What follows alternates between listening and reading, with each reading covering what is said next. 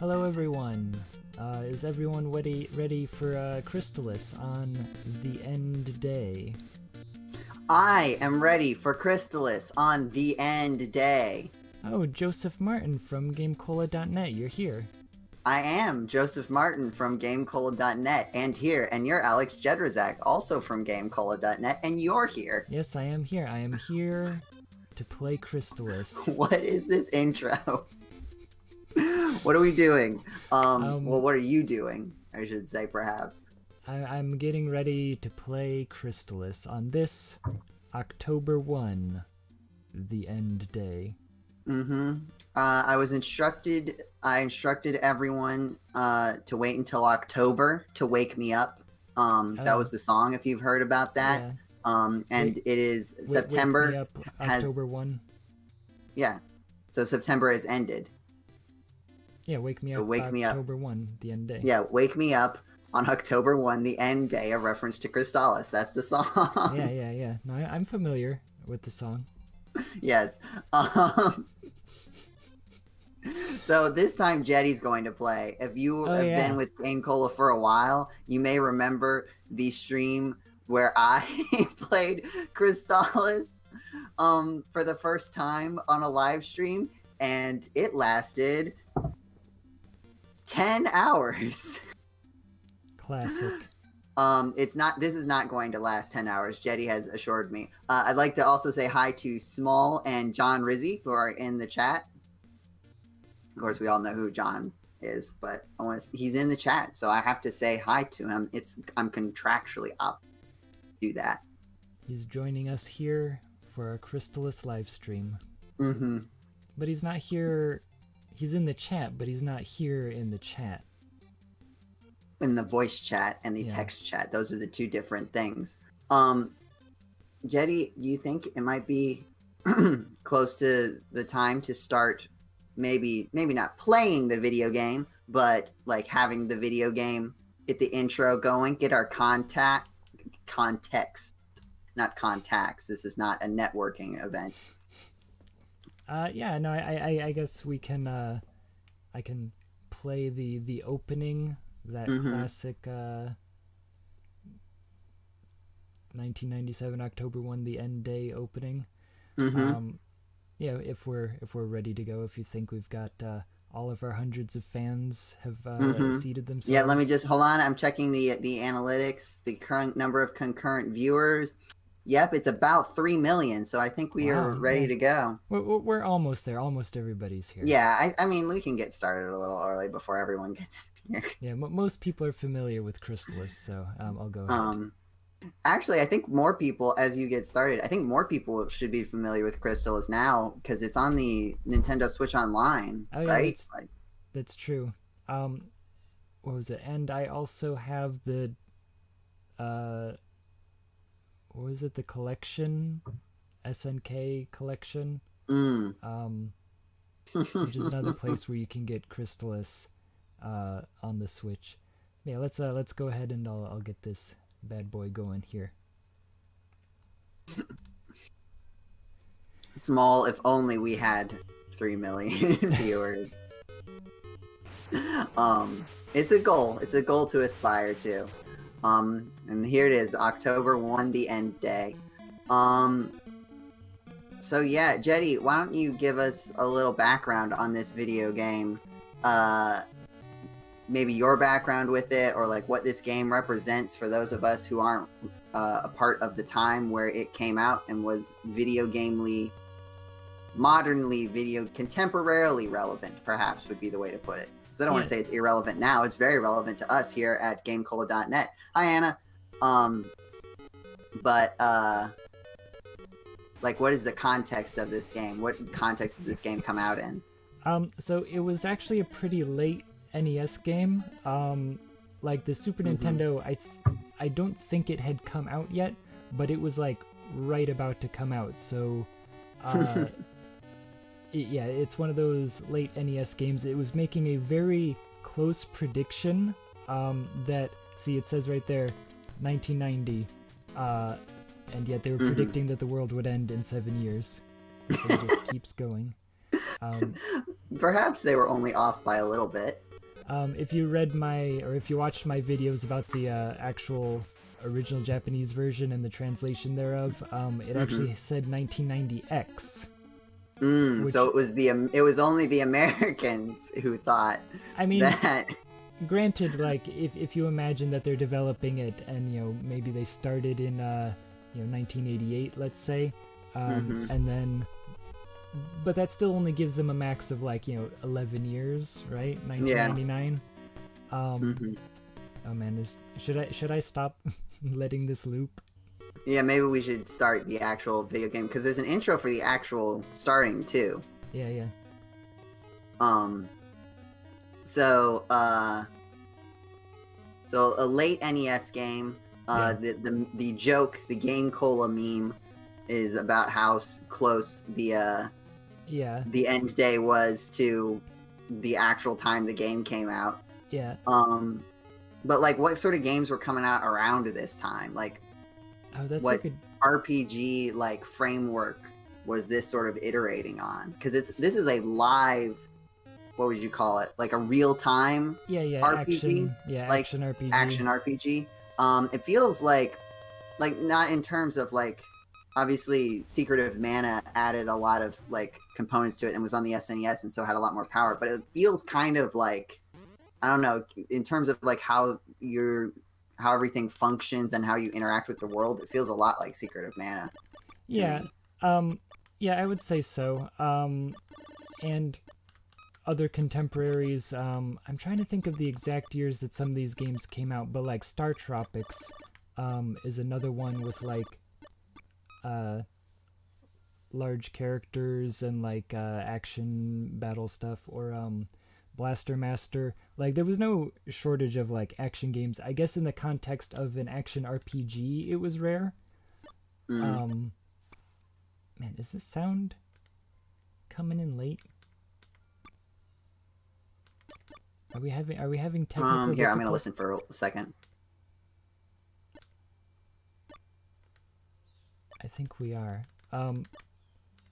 Sorry, I think we're having technical difficulties here on the GameCola. Yeah, I think we are. Livestream. I think it sounds like the audio is delayed for the game and the video. Does that seem to be happening for everybody else? Give me 1 second. I think I know what's happening. Oh no, I don't have a way to do this without goofing around live. Jeddy, did you run the stream through your tiny TV? No, I didn't. Hold on. Are you playing this on your little portable TV? We can see. Sadly, yeah, no, I know, because I can't mess with the settings without goofing with it. Oh, okay. Oh, there we go. Okay. Sorry, everyone, for the technical difficulties that are now going to be, documented permanently on the internet. I know how could you, Jeddy? I know how could you reveal that we're playing this on the Retro Freak like every single other video game we've played? Yes, I'm not sadly playing it on my tiny TV. You could be playing it from your Switch if you wanted to. In theory, or I could be playing it on an emulator on the computer. Well, that would be illegal, and we wouldn't do something like that, right, Jeddy? Yeah, well, it's definitely not. The perfectly legal Retro Freak is what we're using. Yeah. So, I do enjoy... There's a lot going on here right now, right? I feel like this is sort of looked over. Like, okay, we're looking in to like a cave, but through like a tiny hole, right? Yeah. Like, the perspective is neat. I like the silence. So, and that's the thing, is that I remember, I think we rented the game, and I like saw the 1997 October 1, and I like wrote it down and I put it on the fridge, and I was like, when 1997 October 1 comes around, I need to pay attention, right? There's a guy coming out of that cave. Look at that! Look at that vertical leap. Yeah, which is actually a horizontal leap, right? Like, they're moving. I don't know. It's isometric. Like, if you wanted to move him to the side, you would do the same thing. Yes. John says, "Am I crazy, or am I hearing Jeddy saying how much he likes a video game?" Oh yeah, yeah. Well, this is a video game before the year 2000, Yeah. John. So Jeddy's played those video games. You know, Though the joke doesn't really work anymore now that the Retro Freak. You started Borderlands 2. Was it Borderlands 2? Which was like the first new video game you had played in like maybe a decade or something like that. Yeah, the original Borderlands and then Borderlands 2. But then after that, you started playing a few more modern games, and now you have a Switch, and what was the other one? Oh, and with the Retro Freak, you also filled in the gap with the Game Boy Advance. Oh yeah. Because you've played Pokemon Mystery Dungeon now, and Hamtaro. So like that, you've sort of begun to fill in that gap. So the joke does not last quite as much. Hey Patrick. Chef's Kiss, yes. Chef's Kiss vintage game. So here we are in the first town of Leaf. What am I doing? Is that the name of this town? Yes, Leaf? The name of the town is Leaf. Hold on. This is the village of Leaf. Oh, you found the guy that says that to you. Yeah, please be careful. The first thing we kind of have to do, right, is grind to level 4, or grind so that we're close enough to level 4 that we'll reach level 4 by the time we get to the first boss. Because a fun thing about this video game is that if you are not high enough level, you can't damage the boss. Yeah. That's like, there's hard level limits. I guess, yeah, I don't know what a village... Is there no population limit? Or a compound? I don't know. I don't know what you would call it. I feel like the implication is that, like, more people live there, and then it's just a collection of the most relevant people who would interact with you. Jeddy, I have a question. Yes. Can you explain the giant tigerman? No, it's not explained at all, honestly. Like, is there like some cultural thing we're missing where Tigerman would be like an obvious, like, I get the slimes, RPG staple, but like, Angry Tony the Tigers is not something that I would expect in my magical fantasy world necessarily, especially as like the first enemies. Yeah, no, it's never really made a lot of sense to me, and I have no clue why they were chosen. I guess they wanted to be unique, perhaps. Maybe. I mean, I get the, like, the general idea of, like, I think it is a good way of establishing quickly that, like, certain enemies are more powerful and are worth more experience points, right? Because you get more experience from fighting the tigers. I think actually you get the same amount of experience. Hold on, where's my experience? 12, 13, yeah, but they give you more money. They give you 2 money, whereas the slime gives you 1 and 1. Okay. But, like, the fact that there are, like, differences and, like, showing a clear distinction of, like, more powerful enemies give you more stuff. Take more hits, right? Now, actually, that is weird. Yeah, they do take more hits. They take 2 instead of 1. It is interesting to think that they don't show up again in the game. It's not like there's, like, a palette-swapped version of them. You end up with, like, This is the only time they show up, isn't it? Yeah, there's, like, pigmen who I think show up in different colors, but for some reason these guys, they're just here looking overly threatening. And yeah, this is the game you start off just doing nothing but grinding. I think even in the speed run, I find like the idea of this game being sped run. Yeah. Or I know that's not how you say it, but that's the Speed part. ran. That's how it feels correct. Speed ran. Speed At run. least give me speed ran. But the time, the shortest time is like just under an hour, really. Yeah. Which I think is interesting. And I don't think it's like that much like glitchy warp stuff, because there's like a any percent warpless is the one Yeah. that like most people do, and there's like a warp version that only one person has a record for. And it only saves like 10-ish minutes. Like that one's like you can beat it in like 50 minutes. Which is like, it takes about as long to finish the speedrun of this game as it takes to finish Mario Odyssey. Which is a strange, Yeah. like, coincidence for that. We're still level 1, huh? Yeah. We're getting close, but also get the rest of the armor before we head into the cave. We should be at least level 2 before going into the cave, right? Yeah, well, I will be, at least. Where is everybody? Yeah, how's everybody doing tonight? Yeah. Yeah, excellent. That is a good term, right? Excellent? What do you mean? Oh, there's the level. Yeah, and it says excellent. Oh, okay. Sorry. You just said that, and it hadn't popped up on my screen yet because I'm watching the regular live feed. Yeah. So it was just like, Jeddy's like, excellent. Like, it was excellent. It's like, okay, Jeddy had a good day today. Yeah. I get to talk to Zebu.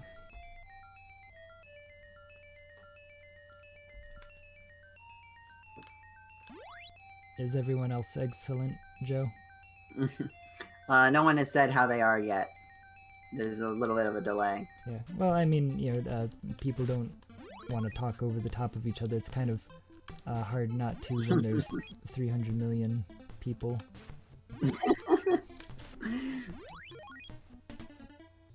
You have to also play a guitar solo, a little guitar solo. If you're excellent, you have to go like, Yeah. and that might be a little intimidating for some people.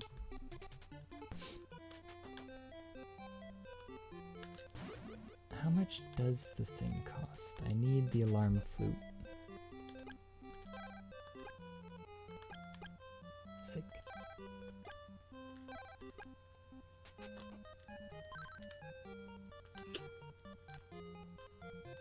But yeah, are people talking now? Well, John said excellent, and then Small said, your audience of 3 million is shy and quiet. That's the type of They're people... just very polite and considerate, and that's the kind of culture we like to foster here at gc.net, the YouTube channel, the video game, the movie, the video game. Okay.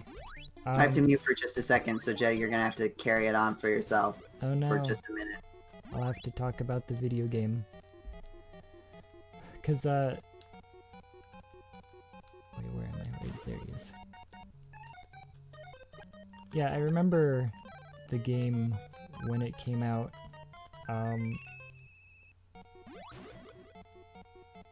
It has a bit of a different feel to it than a lot of other games, because again, like you said, it's an action game, but it's not like, Contra or something. And I guess that's what kind of got me interested in it, is that it is an action RPG, like Zelda 2: The Adventure of Link or whatever. What an interesting point, Jeddy. Yeah, were you listening? That you're talking about. Oh, you weren't listening. I had my headphones out for part of that. You're talking about why you like Crystalis, I'm pretty sure. Yeah. Well, I was just saying that there was this distinction between RPGs and action games, and that this one kind of brought the two together. And then also just the general, like, it's fantasy but sci-fi. I've always appreciated. I guess, Yeah. you know, when I first encountered it, you know, I would have been like 5. But you don't really get to the song like pretty late in, right?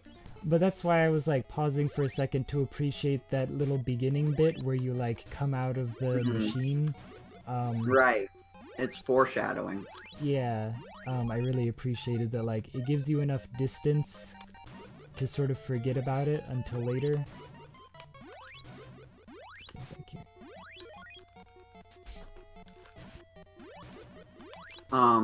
Yeah, because I feel like a lot of this was probably partially due to like software limitations, right? Because I feel like on PC, like there were more action-oriented, like more real-time approaches to RPG mechanics. I can't really think of any off the top of my head necessarily. I feel like at the time, a lot of what like RPGs would have been on the PC would have been that like weird first-person view, like Bard's Tale style of game. Oops. And the stuff that looks the most like D&D. yeah, that they were Like that really early, like translate D&D into a video game kind of strategy. Yeah, that's what people on the computer tended to do. But like, it does seem like action RPGs definitely became more of a thing. Yeah. Especially like, I mean, like, Link to the Past was really popular, and it's not an action RPG, but I feel like aside from like leveling up specifically, it's got like a lot of the same feel. Yeah, like a fantasy action game. Brandcliffe says that Hamtaro sure looks different today. Yeah. This is By not the way, GameCola family game night. I have dinner now, so I'm gonna try to mute myself while I'm chewing, but I apologize if the chewing, if you hear some chewing that bothers you, let me know and I'll be more vigilant. No, it's ASMR the game. Hey, do you want a reference to an episode of the GameCola Secret of Mana RPG cast? Sure. Yes, you ate an apple. I recall.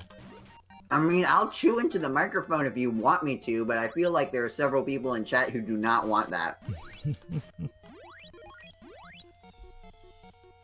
Oh no. Alright, only one more level to go. Until we can actually beat the continue boss. game. Until we're allowed to beat the boss.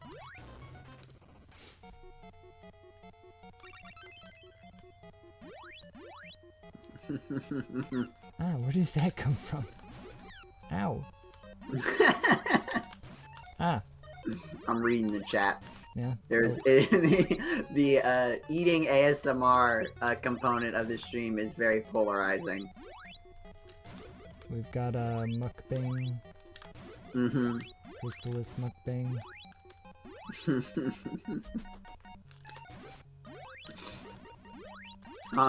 So the first boss of this is the Batman. Is he, what is it, Garland or whatever? That's Final Fantasy 1. Oh, okay. I think he's just like the vampire. I don't think he gets a name. Oh yeah, he's not one of like the 4 robot masters or whatever. Yeah, he shows up later, I think. During like yeah, a I boss. do fight him a second time. Yeah, but yeah, I think it's one of those like he gets a name in the manual, but I'm pretty sure it's just the vampire.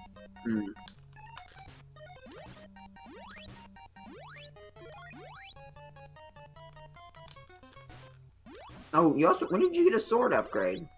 Oh, just a second ago. Okay, I must have just missed it. I was looking for it. Yeah, you were talking about ASMR. Yeah, so when you get a sword upgrade, you can get another level of charge, but your sword... A thing to note is that your sword does not charge if you are moving, which I think Yeah. is a really interesting component to this. Yeah. Right, you have to stand still to charge, Yeah. and so like that sort of and like it's weird, right? Like I don't know, it's potentially slower, but like the way that I would do it sometimes when I was playing was like I would walk a little bit, pause and charge, walk a little bit, Yeah. pause and charge, which should take the same amount of time as just waiting for the whole thing to charge and then walking. Yeah. But it think just I need feels to- better to do it like that. I think I need to level up. Actually, I also think I need to, where am I? It's so weird. Can I do what I want? I forget, do we have to be max level to beat the game? I don't think so. The thing is, you basically will be, like, as long as you're fighting things, because, the max level is, like, 15. I do remember there was one point where I had to grind for a long time during the 10-hour stream. Yeah. Um, I think that it was just that, there's a part where it's, like, fast, kind of, to just grind to max, to just go from, like, level 10 to level 15, if you just, like, take 10 minutes to do it, and then it makes the rest of the game. there's definitely, like, I cut, if you don't know, like, that stream, that 10-hour stream, I cut it up into, 1-hour chunks, and, like, posted it as, like, a little series with, like, recaps, at the beginning of each episode, and, trailers at the end, which I had a lot of fun with that. Yeah. But, I think there's one episode where I spend most of it grinding, and then, like, 3 other people are just having a conversation, and I say, like, nothing, because I'm, like, Yeah. pretty late in there, and I'm just, like, dead. Because when did we start? I know, because it was 10 hours, so we must have started at 2. Yeah, it was, during the day on a weekend, I'm pretty sure. It wasn't 6 I think, PM did we end at until- midnight, or did we end at 11? Maybe we started at 1. Yeah, I think we ended before midnight. It was late. I remember it was late, but I was still able to go get food at the college union.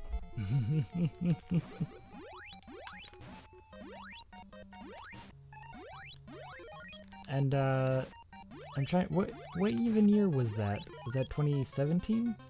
2016? It was when I was in undergrad, so it had to have been before 2018. Yeah, well, 2018 was, when I did my translation episode. Another very good thing. I feel like I had a roommate, so it wasn't 2018. I think it might have been 2017. I mean, I can just look it up. What are we doing? Like, Yeah. I mean, I'm here playing the game. You can look it up. yeah.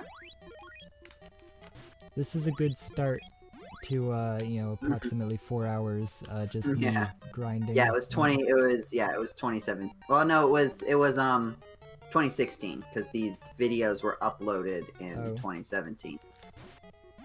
I uploaded like 1 a week, and there's 10 parts, and I guess it took a little while to get started. And that was the first one uploaded. And there was the, I uploaded the first one in January of 2017, so would have been October 2016. oh, right, yeah. There was, the race, a classic. Mm-hmm. You didn't take part in the race, did you? No, I did. Okay. Remember, I gave up. Oh, did you? I know At there was some a few point. people who did. Oh, I got frustrated and accidentally reset the game. Yeah. I think Paul just kept dying and then starting completely from scratch, not realizing that, like, if he saved, he would be able to continue. Which, Alright, hooray to fight the vampire. yeah, I'm gonna go back and, look at all that money I have. Yeah, you got a lot. Oh, you're gonna go get, Well, yeah, I'm gonna go back to town and, get some armor and stuff. I bought the armor already, and technically, the way that armor works, the shield only works against projectiles. Actually, I'm trying to remember, does he shoot things at you? Do I still need it? It's one of those, like, I guess I have so much money at this point that maybe it doesn't. Might as well.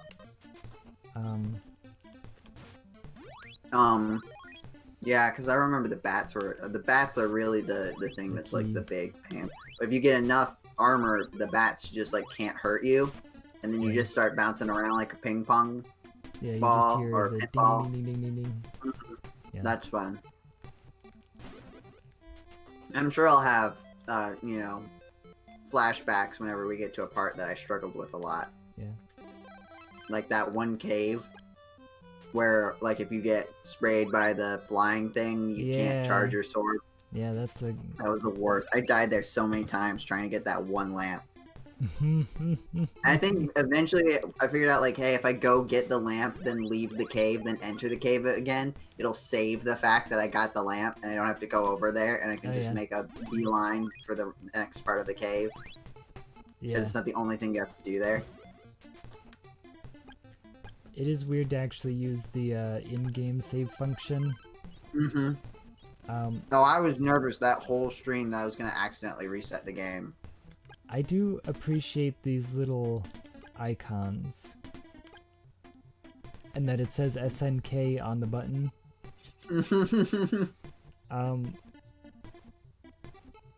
Sorry, I'm just appreciating this for a second. And also that it weirdly you have to go hit select to go into the item menu, and then while you're in the item menu, you hit start.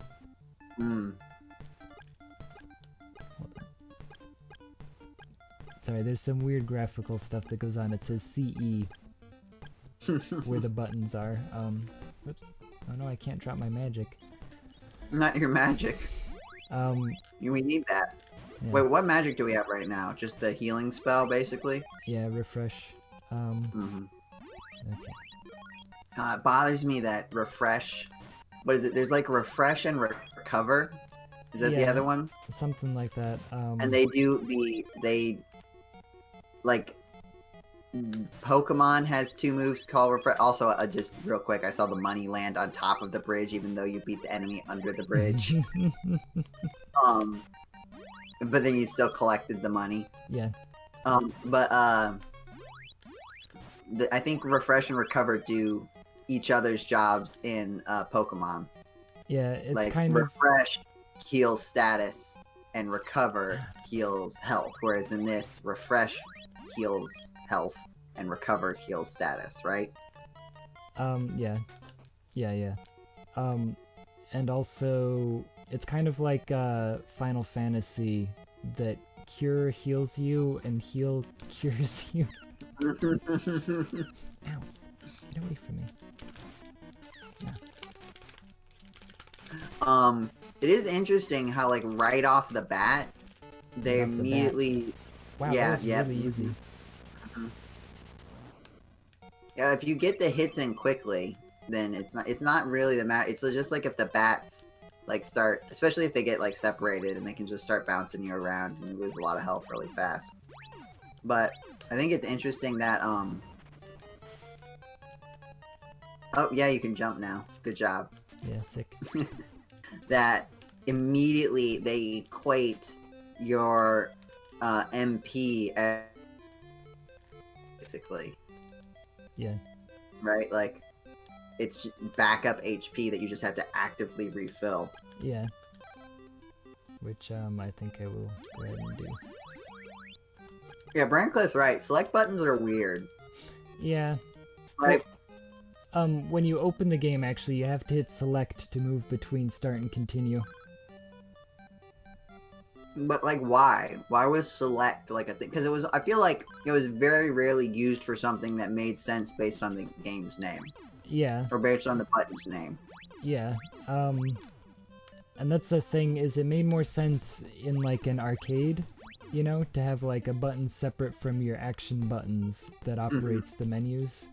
But, like, not a lot of games do that. And then it's also, like, just... use the controller, right? Just like Mm-hmm. use the directional buttons. So again, like it made more sense when you didn't have directional buttons or something in some arcade game. Meanwhile, on the Nintendo, it kind of didn't make any sense anywhere. Mm-hmm. Um, So, Jeddy, yes, how do you pronounce the video game? Crystalis. Now, have you always pronounced it like that? I have always pronounced it Crystalis. Mm-hmm. But I know I am in the minority, I believe. I wonder if anybody at GameCola like changed it based on the fact that they heard everybody's depended on regional accent. Yeah. I do go to Crystalis. I don't know why. Like I get that crystal is the word, Yeah. and so then you do Crystalis. But I don't know. It just seems you're gonna call it. Feels like the name should have stress on the second syllable for some reason. I mean, if you think of crystallic or something, Or crystalline. hold on, crystalline. Crystallic. But like crystalline, I feel like it's I guess closer crystal to is more like Crystalis. crystalline. And that's No, that's not. that's sort of But- the thing about it is if you take it as crystal, you say Crystalis. But if you take it as like crystalline, No, it would still be No, wait. my thing didn't make any sense because it's Crystal- not crystalline. Sorry, yeah, somebody explained to me that there was some reason why you would, but now that I'm sitting here saying it out loud, it doesn't make any sense. Yes, here, take your thing. While I'm in the air, I like did a sick jump and gave it to him. I like put it on his head, I guess. Oh, it's Akahana. Yeah, it's Akahana, which like it looks like he has his mouth open, right? Yeah. But that's his like big old red nose. Like Jeddy said in the translation video that he did that. He just walked Akahana. under me. Sorry. But yes, continue. Well, I mean, you can explain it probably better than I can.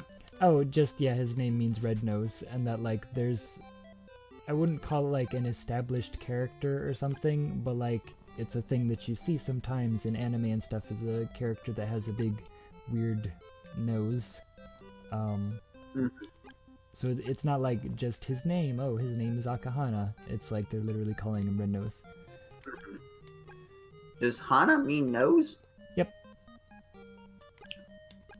Is there a relationship between the fact that Hana means nose and also means flower? No, Doesn't and it- actually, it's like a stumbling point if you're like speaking Japanese. If you say like "kirei na hana," that it's like "ho ho ho," that beautiful nose.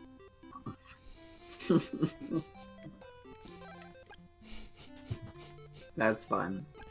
Yeah. Tanned hide, or I can get the leather. It's just interesting because, like, of all the senses that I would associate with flowers, smell would probably be the first one. And Yeah, you right. tend to do that with your nose, usually. I don't want to generalize, but in my experience, that's been the case. So, you got this guy's statue. Did you go and get the statue before he told you that you needed to find a statue? No, actually, and I don't think that I checked to see if you even could. Yeah, that's in, like, right? Like, if you know he's missing a statue, will it let you find it? Yeah. Is it because that's adventure game logic, right? The problem doesn't exist until someone tells you about it. Yeah, there's definitely stuff in this game that's like that though, where you can't do it.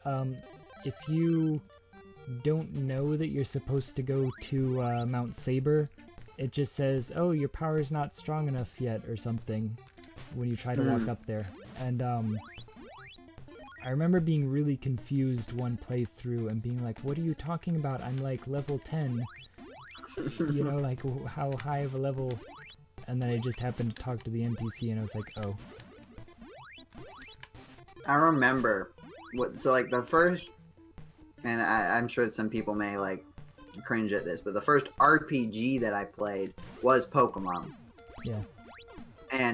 But like it was Pokemon Fire Red, and if you pressed L and R, you would bring up this like help menu sort of thing that had like basically an FAQ built in, and it was sort of contextual. Like it would do different things, like if you were in a battle, or if you were maybe. I know it did different things if you were in a battle or if you were in like the overworld, and I think it may have had some other contextual stuff too. But it had like a thing that said like, I'm stuck and I don't know what to do.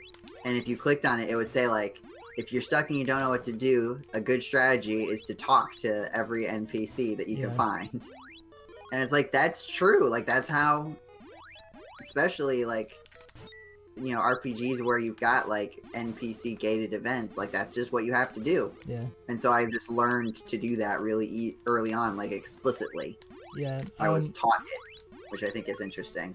Yeah, I was gonna say is that's a thing that they say it in the game also for like Dragon Warrior, is that there's an NPC that just tells you like it's good to talk to everybody or something, you know.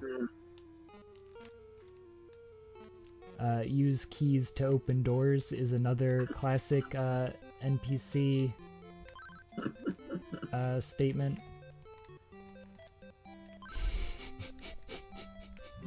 We're at the village of the dwarves.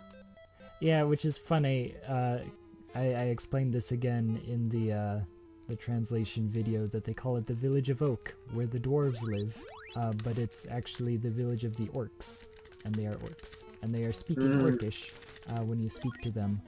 And here they just say "go in peace," which doesn't make any sense like at all. Like it's not even that they're saying something that sounds like that in Japanese. But, oh no. Didn't we figure out, like, from the credits that at least the implication was that this game was all translated by, like, one guy? I think so. Where is he now? Yeah, I meant to go search. That's one of my, like, to-do list for one of these, Yeah, let's see if we can get, like, an interview with the guy who translated Crystalis. There was also another thing, I'm trying to remember, I took a screenshot of the special thanks because the names are different for the Japanese and the English version. They like took somebody out and they put somebody else in. And I don't know if that was just to like make the space for it, you know? Right. Like maybe they had limitations on what they were allowed to change coding wise. Yeah. Or maybe they just didn't want to figure out how to add another name and like that would change it. Yeah, adjust where all the text was or whatever. Isn't it faster just to lose the fight until you can win it? Yeah, that's what I'm about to do. I think it's the third time that you can do it. But it's also like, you get stronger. This is such a NES, like, we need to make the game last longer, so let's trick the player into thinking that they have to come back. They should go and do something else. Yeah, but you can see how easy it was this time. Wow, now I'll teach you the magic of telepathy. You beat up that guy real good. Is there a limit to how bad he is at fighting you? Like, if you intentionally lost this one, would it be even easier? Yeah, is there a point where I just like hit him once and he like slams back? Or he just doesn't hit you? For a second it looks like you kill him. Yeah. Until he lifts his head back up. He's just pinned against the wall. How many people watching today have played this video game? Again, it's on Nintendo Switch Online, so I feel like it may be more. Maybe not beaten it, but like at least tried it out. And maybe we're immediately off-put by it, because it's not a very... In the modern game space, I would not say that it appears very accessible. Yeah, no, I will not disagree with that. Did they give any, look out. I know when you buy, like, the Final Fantasy games that are re-released, that they give you, like, free cheat codes, basically, like, within the game. Do they do anything like that with the, Nintendo releases? Usually, when they do that, they release the game in, like, its regular state, and then later, maybe sometimes at the same time, but usually these days, a little later, they release like I don't know what they call it. Not like enhanced, like it's not like it's better, but it's just like, oh, here's a version of the game where like, oh, all this stuff is already unlocked, or like you're just before boss or something like that. Yeah. I don't think they have something like that for Crystalis though.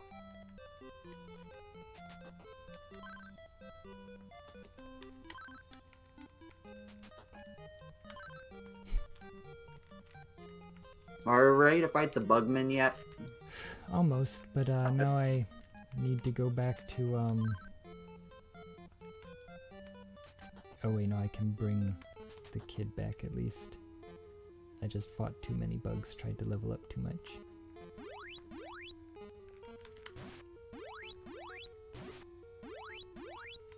So you need to... Do we need to be a certain level to fight the bug boss? I can only imagine. I don't remember what level. We have at least one more level, because we're still at level 4. Yeah, I think I over-leveled the last time, though, and that's why it was so easy to beat that guy, which is interesting. Like, whoa, look out. You think maybe we only had to be level 3? Yeah, I think so. Just based on how long I grinded. Can you outrun this little dwarf and, like, get to the end without him, like, being on the screen? I think I've tried before, and I don't remember. Because, he does catch up... He does catch up in the corners, I think. Like when you turn. Yeah. Ah, nope. Wait, hold on. Also, like, I don't know, this does not read as, like, the classical interpretation of a dwarf to me, like, at all. Well, or an orc. Or an orc. Yeah. Like, I can't tell, does he have little ears? Like, they flop when he's walking. Yeah, like, my impression feels very, like, rabbit. Yeah. Oh, I'm getting ahead of him. Oh, okay, when he gets too far behind, he catches up. Yeah. But,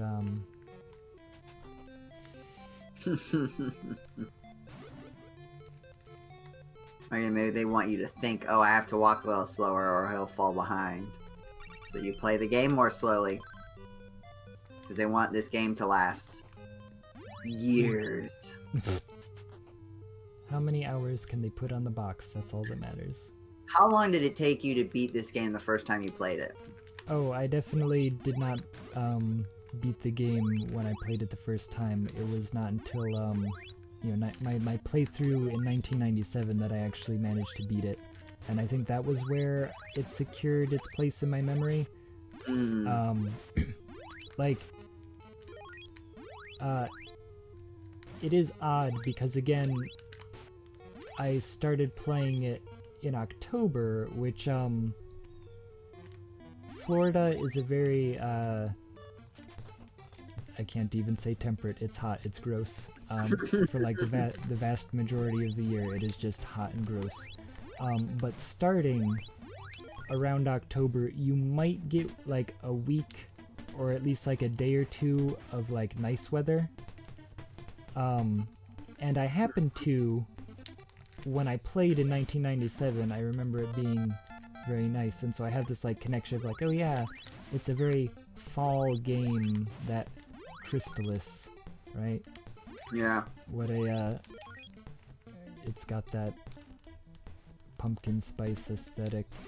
I feel like we have a couple of, like, fallish games. I feel like that's another thing. Like, I think Anna, if she's still around, she had some games that she strongly associates with fall. Yeah, like, despite there being no, like, in-game... Yeah, or it's just like, oh, the game says it takes place in October, but there's nothing, like, that really references October at all. Yeah. Or something like that. I don't know if she's still here or listening, but if you are, Anna, tell us the video games that you associate with fall.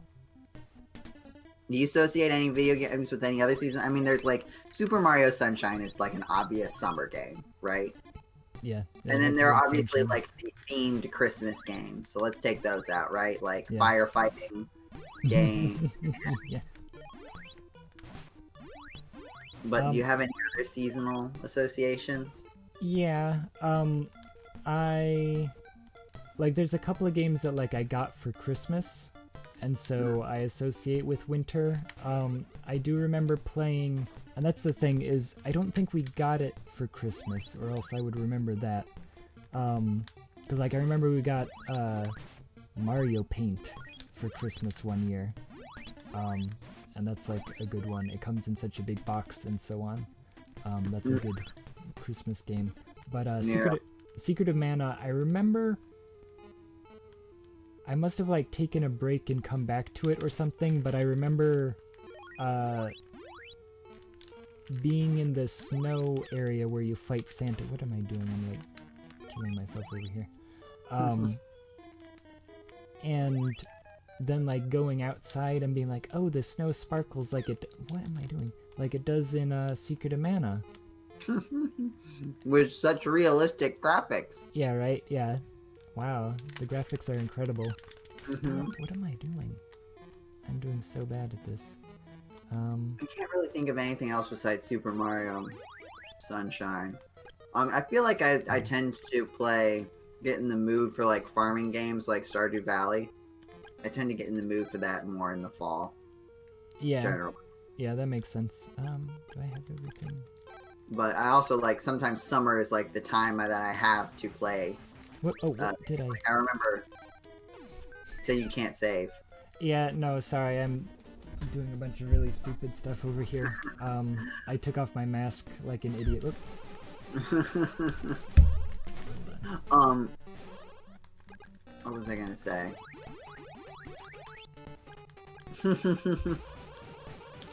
Jeddy, Patrick said that Jeddy off the bat. Oh, I think, I don't think I'm high enough level. Oh, 5 isn't high. It's like if they're gonna lock you and you can't fight now you just have to die, right? Oh no, I can hit load. Right, okay, but that's what I mean, right? Like there's no way to leave this boss fight because it turns out that you're not high enough level. Like what if you hadn't saved recently? Yeah, no, what am I doing? I made sure. Sorry. But yeah, and that's the other thing that was like, now what? Now we grind, I guess. Yeah. I'm trying to think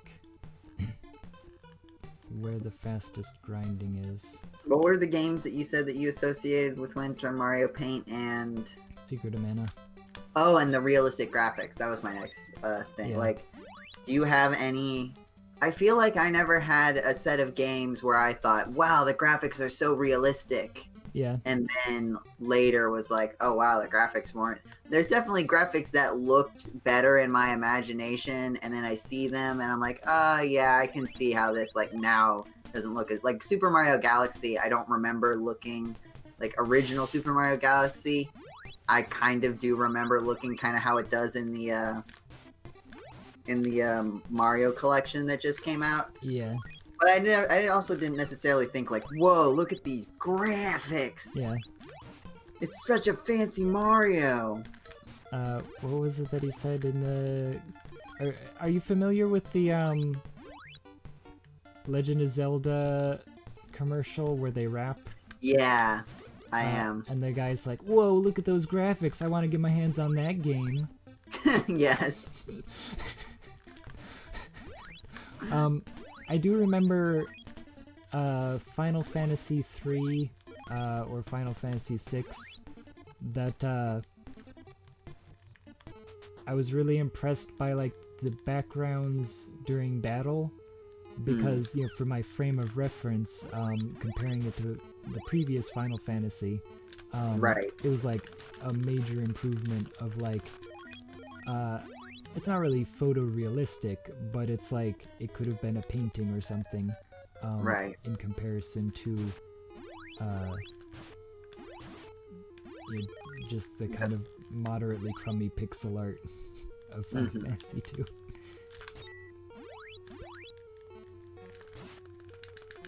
I guess, yeah, it's just interesting, like, because it feels like the discrepancy of what people thought games looked like and what they, like, remember games looking like and what they actually look like is bigger for people who were playing games earlier than I was. Yeah.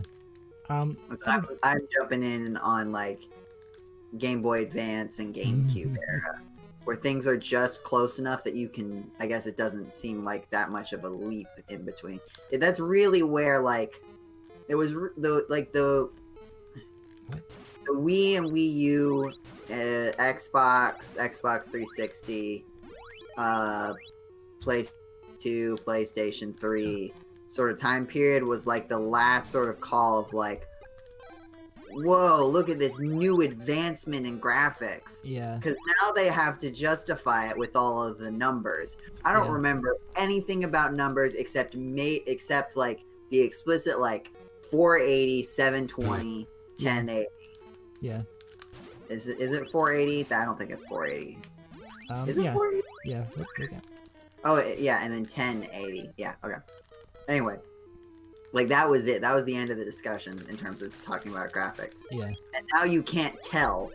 So they have to give all of these different technical specs so that you know that the graphics look better. Yeah. Even though, like, it's really not that different.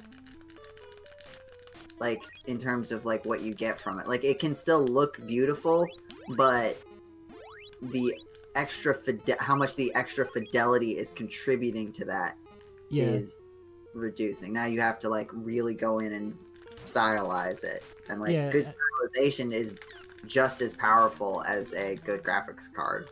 Yeah, like people are going for the low poly look, you know. I mean, I guess maybe not like AAA games, but like it's something that people appreciate or seek out.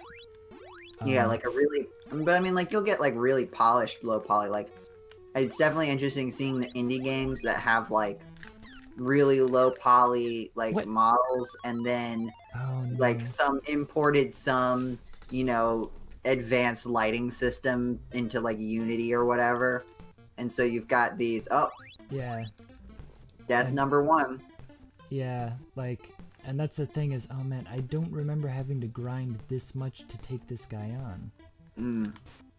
Like, what am I... Like, am I just moving too fast through the game itself? Am I missing a weapon? I don't think so. Yeah, because I get the flame sword after I beat him. Yeah. Am I missing that, like, these guys are better to grind on? Maybe.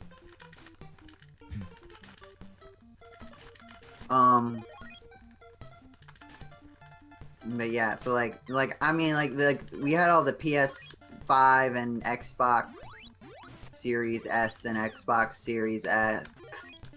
Oh my gosh, why those names? Yeah. PlayStation wins the naming console war. Yeah.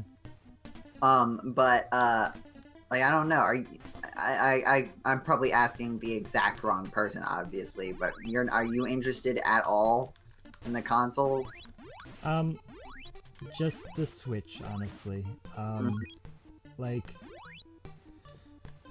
I remember once upon a time being like, yeah, PlayStation 2. Those are the consoles for me. But that was like, you know, ages ago. And yeah, there's a point where you might as well just be playing on PC. I think that's part of it, is that I switched to PC for a while. Yeah. And I think it is actually faster to grind on the other guys. That's also the point where I kind of stopped like playing games so much, and then I kind of came back to it. I was like, what am I supposed to get? The Xbox 360? Do I want to spend $599 US on the PlayStation 3? And the answer was no, I didn't really. It's just like even from an like, I'm not gonna get them for a while at least, if ever. But like, usually I'm still at least interested in how they'll do from an outside perspective. But it just really doesn't really feel like that much. Like, reduced load times, I feel like, are like the main selling point right now. Yeah.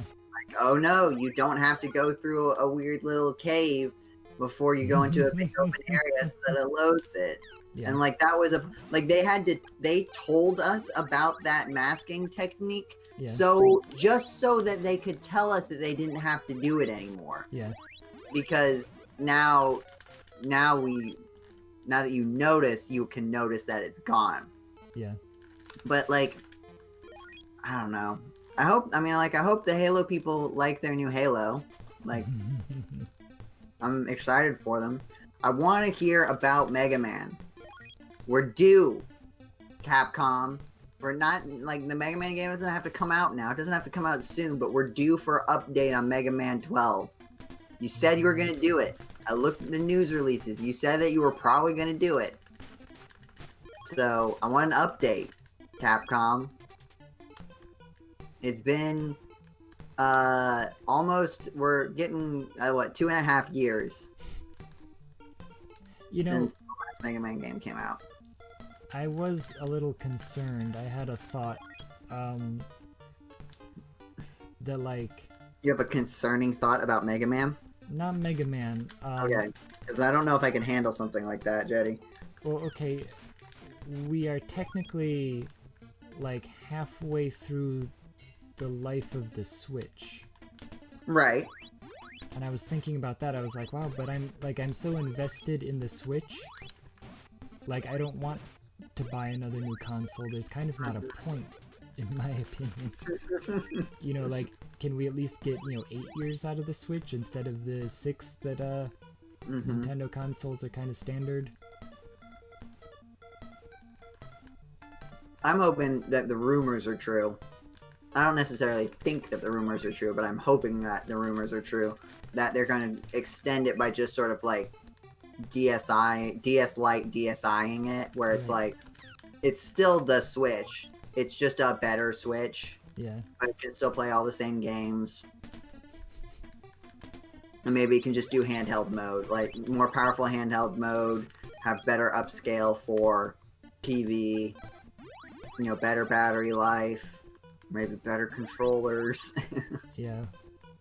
That don't drift.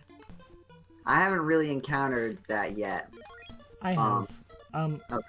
Yeah, I heard that My brother has too. they fixed it, like, permanently on, like, a second run of the Switch, like a second production run or whatever.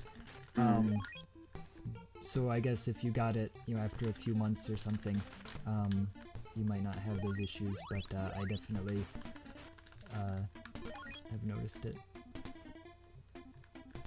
Switched that early, I don't think. I mean, I waited until October because I think I got it with Mario Odyssey. A very good video game, if you recall. I've heard. Do you have Mario Odyssey? No. No? What Switch games do you have? What modern video games has Jeddy played? So actually, I've been playing, Hades recently. Oh yeah, there's a big buzz about Hades. Yeah, it is a good game. Well, I go back and forth because it's fun to play, but it's frustrating how much grinding they expect you to do. For a roguelike, especially. Yeah, like, I kind of just want to get through the story already, and I'm just kind of sitting here like, well, I'm basically dead and I've reached the end, but I can't beat the end boss, so, well, I just wasted that last hour. And there's stuff where, like, you gather, crystals and gems and things, and that people will also, like, gift you crystals and gems if you come across them. And at one time, for whatever reason, I just didn't pick them up. I didn't think about it. I just went to the door, and I was like, the amount of gems that he gives you, it's better for me to actually just quit this run than to bother continuing to play this playthrough. Because you hadn't collected gems? Because I missed like 70 gems, and it's like, that many gems I'm not gonna get in the rest of this hour-long run. Like, so why should I bother? And, like... But like the minute-to-minute gameplay is fun. Yeah, the battle is fun. The weapons are cool. The getting the power-ups and talking to all the people, because there's a lot of like unique voice acting. Like I read that there's like 10 hours worth of just like voice acting in the game. And I'm always surprised that despite the fact that I've gone on like 30 runs or whatever, I'm still getting unique lines from people. Is there like an evolving story, like as you're playing the game, that sort of keeps up the interest in the gameplay loop? Kind of. Like, you do learn a bit about you and your dad. If you don't know, your dad is Hades. I think that was like the pitch of the video game. Yeah. So it's not really a spoiler. Yeah, like you're trying to escape Hades, both the place and the person. And I don't know, I mean, you meet all the other Greek pantheon characters, and I do like the characterizations, I guess, because some of them are played relatively straight, and other ones, like Dionysus, the god of wine or whatever, he's just like, "Oh, hey Zag, how you doing down there, buddy? You should come up, we're having a good time, we're having a feast for you." So I really like him. And you, if you remember Thanatos from Secret of Mana, he also is death, and you run into him and you have a battle to see which one of you can kill more creatures or whatever as you're trying to escape, and that's always a fun little mini game. But I do also like the Thanatos from Kid Icarus Uprising, though. Is that a character in Kid Icarus Uprising? He talks like this. Oh yeah, I like Hypnos. He doesn't talk quite like that, but he is kind of a goof. I don't know, there's a lot of characters. Man, this is a lot of grinding, right? I know you also have Pokemon Sword and Shield. Or Yeah. you have Pokemon Sword or Shield. Yeah, I have Shield.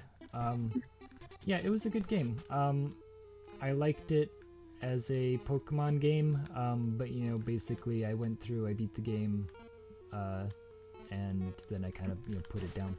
You didn't get any of the DLC? No, and I didn't, go back. I know there's, the Masters or whatever, where you're supposed to, like, oh, you fight them with just Jigglypuffs or something. I have not done that at all. I forgot about that. Yeah. You need to look at how to do that, because I'm going to start running out of things to do. But the new DLC pack's coming out soon, like later this month. Yeah, and I didn't do that. I didn't, I really feel like I must be missing something. I do not remember grinding this much.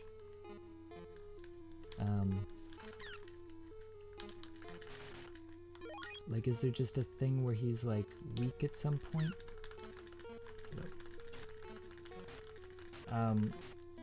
Yeah, I didn't... You have to make sure you're doing it with, like, a particular item equipped or something? I just wonder if I am missing something. Did you get everything you need from the Village of the Dwarves?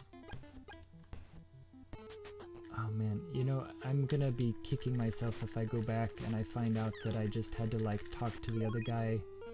Yeah, I'm gonna look up the boss level limits just for the future reference. I think that's the thing. I think actually I was supposed to go talk to the guy and he gives me the fire sword now to kill the guy. And that's what I'm missing. That might be it. Because, like... Okay, yeah, oops. Great. Well, thank you for everyone sitting here for literally like 15 minutes while I do for around slowly grinding. You don't have to. Well, they'll remove some grinding later, potentially. Yeah, I don't think it'll remove much because I have a feeling killing the other monsters would have been a lot faster. Right. What were we talking about before that revelation? I didn't complete my Pokedex. Oh, yeah. I'm working on that right now because my brother has, so I'm gonna, now that I have some free time again, I'm going to, excuse me, I'm gonna work with him and just get those last few entries. In preparation for the, new DLC. Sick. So okay, what other Switch games do you have, Jeddy? I'm trying to think. Yeah, I got Dragon Quest. Or whatever. Right. Did you end up beating that? No, I kind of took a break from it. I don't remember why, and I just haven't gone back. I remember you said that when you went back and started it in what was it? Like real graphics mode and not 8-bit or SNES graphics mode. Yeah. And it was a lot better. Yeah, it was a much better game. I mean, obviously it's meant to be played that way. Yeah, it was a good game. But I think there was one of those points where it's just like, oh, I have to keep playing. You know, like there's still more to this story, really. Right. And I was getting tired of it. And I've got the double hit fire attack. Yeah, right. Wow, what a waste that I just like sat there for 15 minutes. And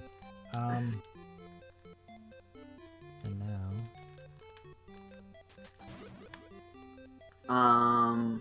So you don't have Breath of the Wild, you don't have Mario Odyssey, you skipped out on the yeah, I'm not really a huge fan of like first party Nintendo titles. The GameColans should know about that. Are you saying you like to game outside the mainstream, Jeddy? Yeah. Outside the mainstream games such as Dragon Warrior 11. It's outside the American mainstream, I feel like. What else do I have? There was Moonlighter. That's a good one. There was Dragon Cafe. I remember that saga. Yeah, yeah, I played it. Didn't you get like, what was it, Shaq Fu 2 or something? Yeah, Shaq Fu 2. I never beat it though. There was a point where it got difficult and I was just like, this game isn't really worth playing. Dealing with difficulty. Yeah. Have you done anything with NES or SNES Online? No, I haven't. You haven't looked and seen if any of the games are games that you missed out on, and now you can finally play? I do see them on, the store or whatever, but I've never, Well, you don't, if you have online, you can just play them. You don't have to buy them. Oh yeah, I guess that's true, isn't it? I really want to play Kirby Golf with people. Oh yeah. I want that. I want a stream of that. I want to play Kirby Golf. Kirby Golf is so much fun. That is a good one. It's Kirby's Dream Course for the SNES, and it's a really fun game to play, especially when you can do it online with Nintendo Switch Online, so you don't have to like get someone. Because it's like, it's one thing to say, hey, let's play Kirby Golf. It's another thing to say, hey, come over to my house so we can play Kirby Golf. Yeah. Maybe that's Clubhouse games might be another fun thing if we can get some GameCola people involved, because that's the most fun when you can do like 4 players, all with different Switches. Maybe that's a golf game for GameCola Family Game Night. Kirby Golf? Maybe. What else do I want to play with GameCola people? I definitely want to try speedrunning Mario Odyssey again. I got down to, what was it? I think I got down to like an hour and a half, basically. Somewhere around there. And I want to see if I can get lower than that. Especially because there are some small optimizations now, I think. Like loading times have been optimized. Oh, it's the sled hill. Yeah. Well, It's funny that I remember this place because of its reference in the D&D cast. yeah, no, actually, that comes later, to tell you the truth. Oops. Right, but like It's this one of- icy slope, right? Like it's the same graphic. Yeah, yeah, yeah. And and then I always think about that scene from the Crystalis D&D cast. Whenever I see that graphic. That was one of the first ones, or was it the first D&D cast? Yeah, I believe it was the first D&D cast. And then immediately afterwards, Nathaniel did Final Fantasy. I was part of that one. I was actually re-listening to that recently. I haven't gotten all the way through it, but classic. Did you get to the part?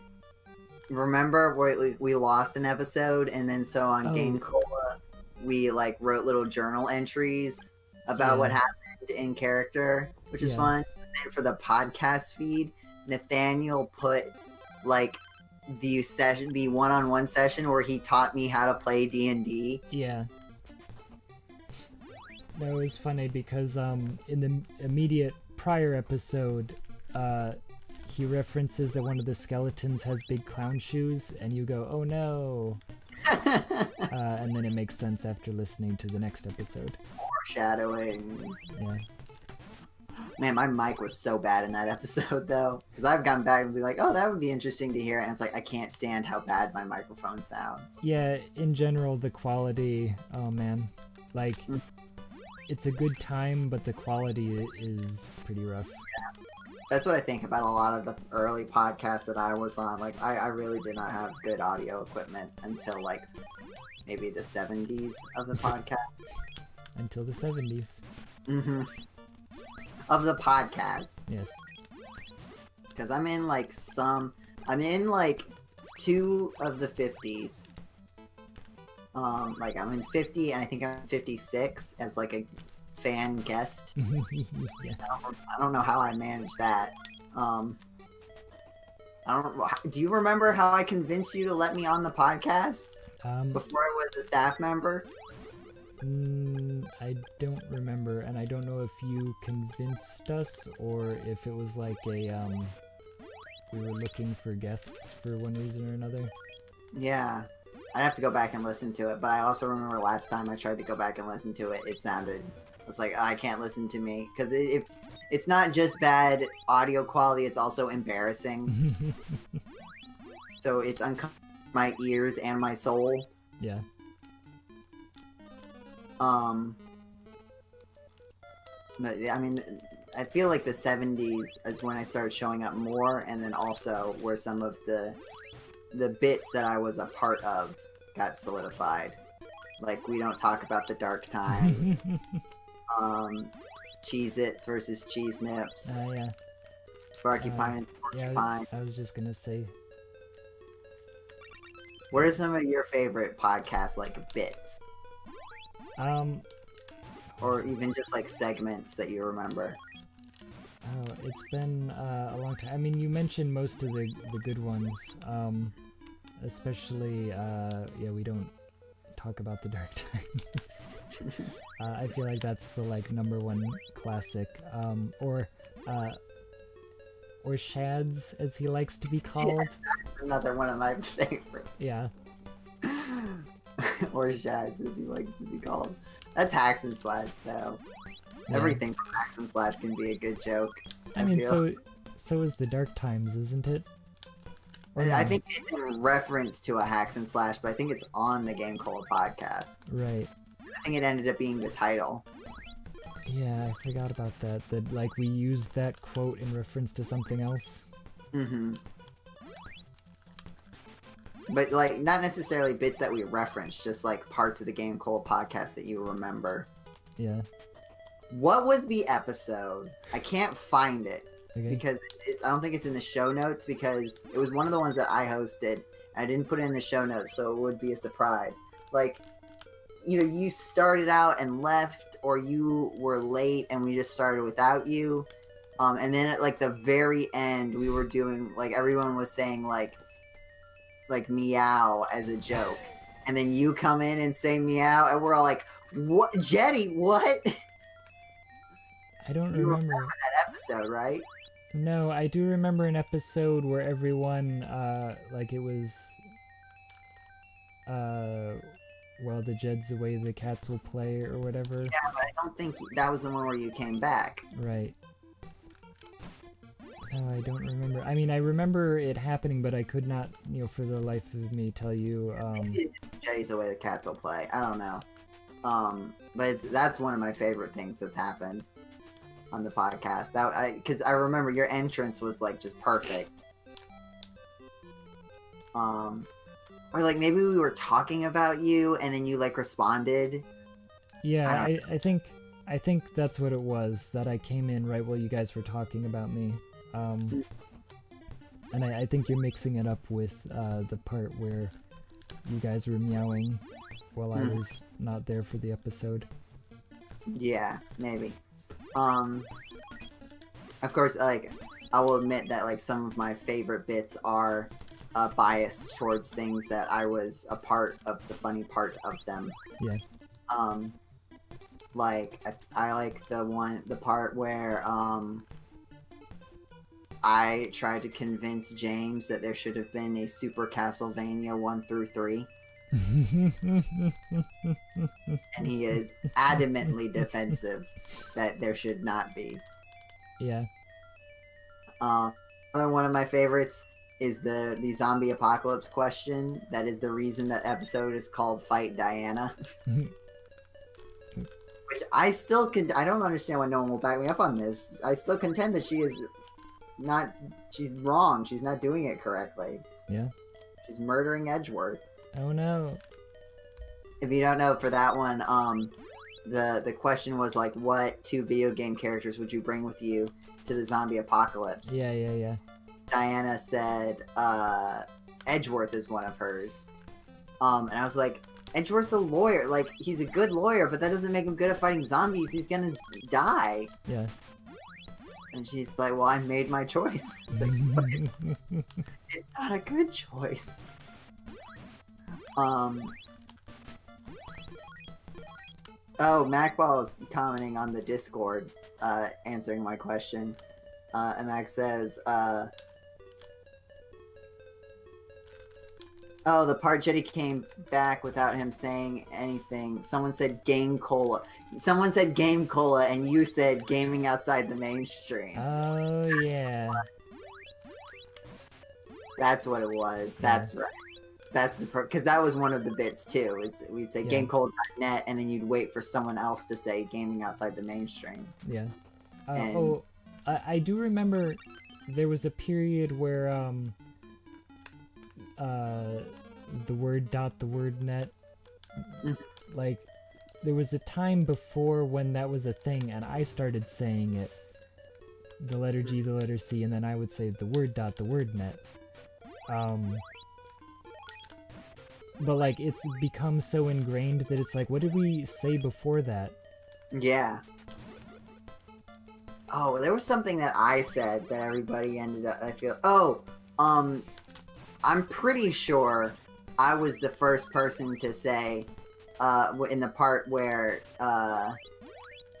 and even before I was podcast commander, like when we were doing the housekeeping, and we would talk about iTunes, I think I was the one who first said, like, and if you don't, like, rate us 5 stars on iTunes, if you like us, and if you don't like us, we're not on iTunes. What's iTunes? What are you even talking about? Yeah. I think Whatever happened to video game humor? Oh no. Oh no! It's happening again! It's happening again! What did happen to video game humor? Hello, Nathaniel. Hi, Nathaniel. Hi, how are you?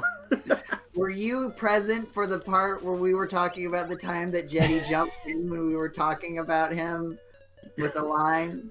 No, I missed that, unfortunately. Okay. We were just talking about the podcast episode where someone said GameCola.net, and Jeddy, who had not been on the podcast either the whole time or for a long time, said gaming outside the mainstream, and we all lost our minds. Thanks for coming. Yes, Nathaniel, I'm touched that you're here for my Crystalis live stream. What are you talking about? I invented this game. So I guess I should technically introduce myself for people who have no idea who I am. I feel like what's just happened. I know. I'm a retired staff member from GameCola. Used to be very, very active, one of the editors, and did some video content, and was basically involved in everything for a good long while. And so I've been known to make an occasional cameo, such as this one. Mm-hmm. So what you doing? Playing video games or something? Yeah, Something. to update you, I'm going to throw Jeddy under the bus here. We did spend about solid 15 minutes grinding for the bug boss before Jeddy remembered that he had to go get the fire sword. Yeah. Yeah. I blame it on the fact that I'm sitting here talking instead of playing the game. That's going to be my excuse. Well, I was checking in. My wife and I were catching up on old episodes of the Great Food Truck Race. We have the Food Network Go app, and during the commercial breaks, I was tuning in to this stream. Oh. So maybe you saw me goofing around. I heard about the dwarves wiggling their ears. Yeah. I've never noticed that before. So, Nathaniel, you've played the video game Crystalis before, right? Yeah, I think I have. Oh, also, we should Vaguely clarify. familiar. Is your regional accent Crystalis or Crystalis? It's definitely Legend of Zelda. I mean, Crystalis. Okay. So, Like they say in the commercial. There was a TV commercial for this game, and that's how they pronounced it. to be fair, I've watched several TV commercials and episodes of the TV show Pokemon that definitely did not Yeah. use Pokemon names correctly. Not the standard to live up to, I suppose. But Jeddy was talking about earlier, like, what his experience was this game, like, around when it came out. I do not have such an experience, but maybe you could share with everybody, like, what your environment was when you were first playing this game. So this is one of the first 3 NES games, one of the first 3 video games I ever owned. My family had an Atari 2600, but it was Crystalis, Super Mario Brothers / Duck Hunt, and Gradius that were my first games when I got my NES. Very first game system of my own. So my environment was, this was back when my family had limited to me to I think it was an hour of video game playing a day. You know, back before I grew up and could only play video games for an hour because I'm working all the rest of the day. But that was sort of my, you know, just chip away at it a little bit, try and figure out the puzzles. And so I also heard Jeddy was saying he didn't beat it his first time through. Yeah. Neither did I, because I got as far as the Bat Boss and did not realize that you had to be a certain level to do any damage. And I was also playing with Game Genie. After a certain point, and that allowed me to get through the game. That was terrible, having the infinite magic code going, so you could continually refill your health and come to realize that this boss is invincible. So it's sort of like, you can technically die, but you're not gonna let yourself die. Yeah. So it's just a horrible stalemate. But this is one that I used to play with my dad every once in a while. So I have some fond memories of that as well. Nathaniel, what's your Twitter handle again? I want to tell people that you've joined. But Nathaniel Hoover. Okay. That makes sense. That should have been my third guess. I tried Flashbang 5, and then I tried Gemini Laser. It's like, I follow you, so Twitter should tell me what it is if I start typing. No, not the fire! Sorry, yes, I'm listening. So I'm just going to tweet out that you have joined us. Thank you. I should actually, let's see if this disconnects me, but I'm going to pop over onto my own channel, server, whatever it is, and then let people know as well. As long as you're just typing, I think it shouldn't disconnect you. It's if you connect to another voice channel, it'll automatically disconnect you. Well, now you can hear me typing.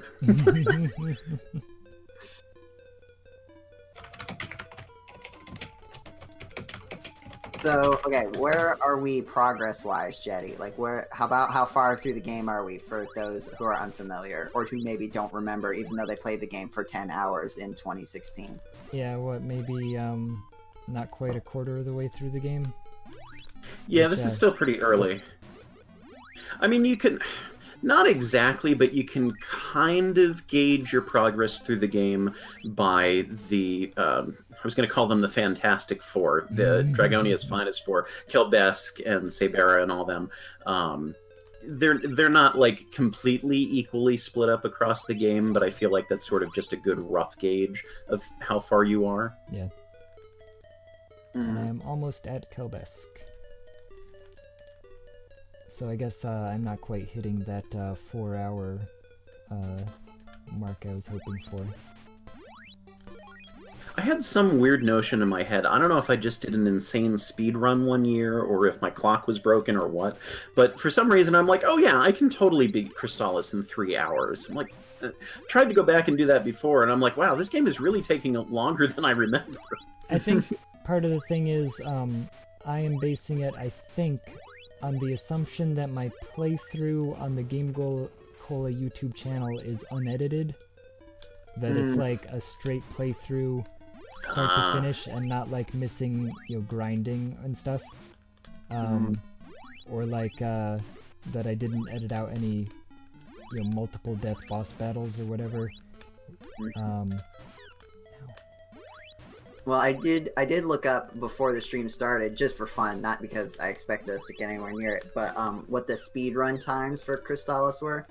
And they're about, like, a little under an hour. I can do that.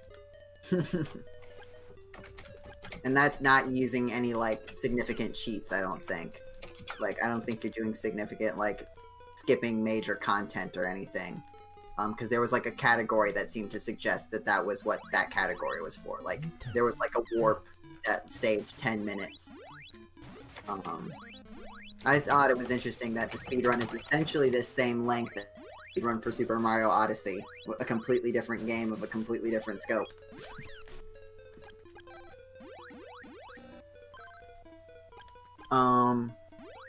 Let's see, so... I'm trying to think of other things about video games that we can talk about. Nathaniel, you got any interesting video games on your mind recently? I'm playing one called Counterfeit Monkey. It's a text adventure. I've talked about this on another live stream that I just did recently. And I'm going to be distracted while I'm posting about... Oh, well, great. Don't even show the picture. That's fine. Whatever. Yeah, multitasking. Not I my was struggling thing while I was writing my tweet out. Like, 2 types of words at the same time can't do. Yeah, I guess it doesn't want to automatically pull a picture. Well, that's sad, but that's what we're just going to have those to who live don't with. know, Nathaniel has a Twitch channel that he's been live streaming on periodically, a little more frequently now that you finished your major work, I think, with Make a Good Mega Man Level 3, right? Yes, something Magmal 3. Oh, no, I'm sorry, I'm done being distracted for a little while now. So what I've been doing is live streaming Make a Good Mega Man Level Contest Magmal Episode 0, which is a spin-off game. So this is a series of contests I've been involved with for 5 years now, where, as the name suggests, you make a good Mega Man level. We give you a dev kit with lots of assets from the NES Mega Man games, and then, some of the later games more recently.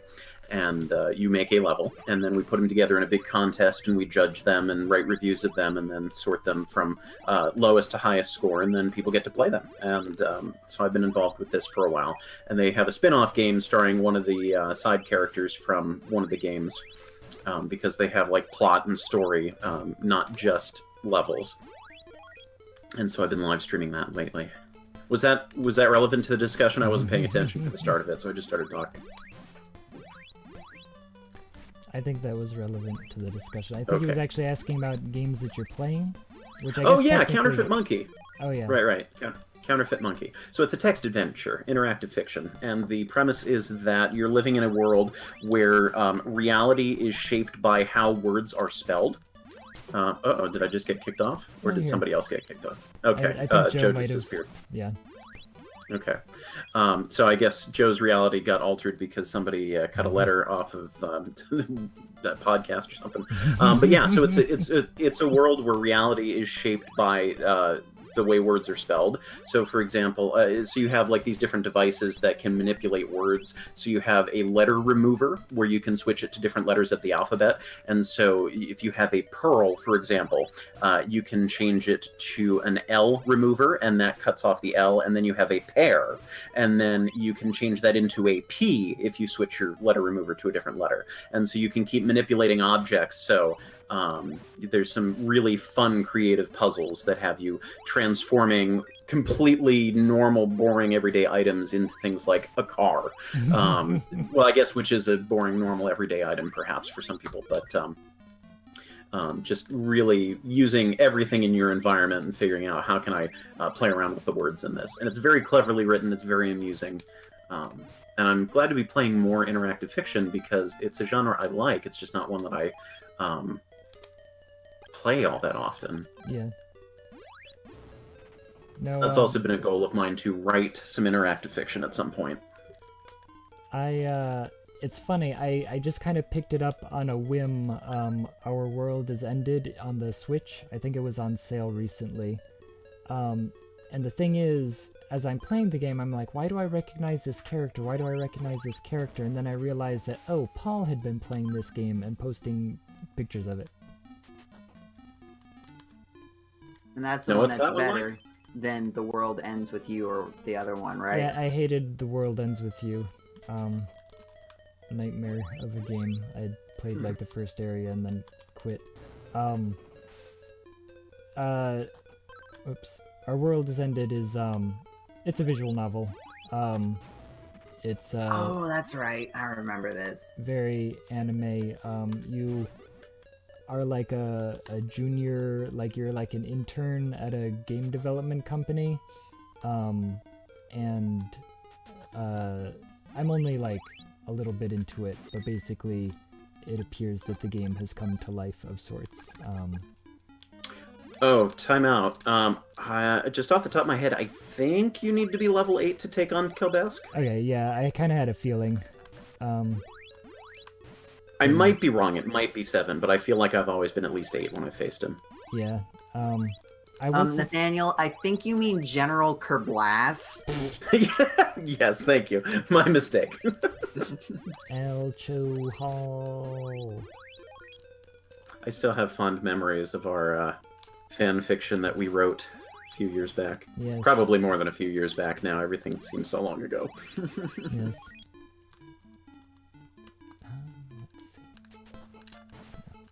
I lost the plot of the conversation when I died momentarily and was subsequently resurrected. The world ended with you. Yeah. Ah, yes, that makes sense. So there's really nothing more to say. Mm-hmm. I haven't really been playing video games. I've been too busy. Really, the only thing I played was Pokemon Sword and Shield. I'm one of the few people who I think really enjoyed the DLC content. And am excited for the next stage of it. So, I'm sorry, just jumping in here, Jeddy. My recommendation, because we're uncertain, I guess I could look it up. But given that you're at less than half health, my recommendation would be to take the ice slide out. If you go back down and out, take the ice slide down, go back to town, and hit up the inn and save, and then come back up here. And by the time you get here, you'll have leveled up. Oh, you think so? I was gonna grind and then go back and then come back. Let's see. Oh, no, okay, so I think... What is it? Level is, in the NES version, the minimum level required to damage the boss. This says that it's 7. Oh, it is 7, okay. Okay. Yeah, I'll go ahead and go back then. Because, yeah, I am out of MP, and,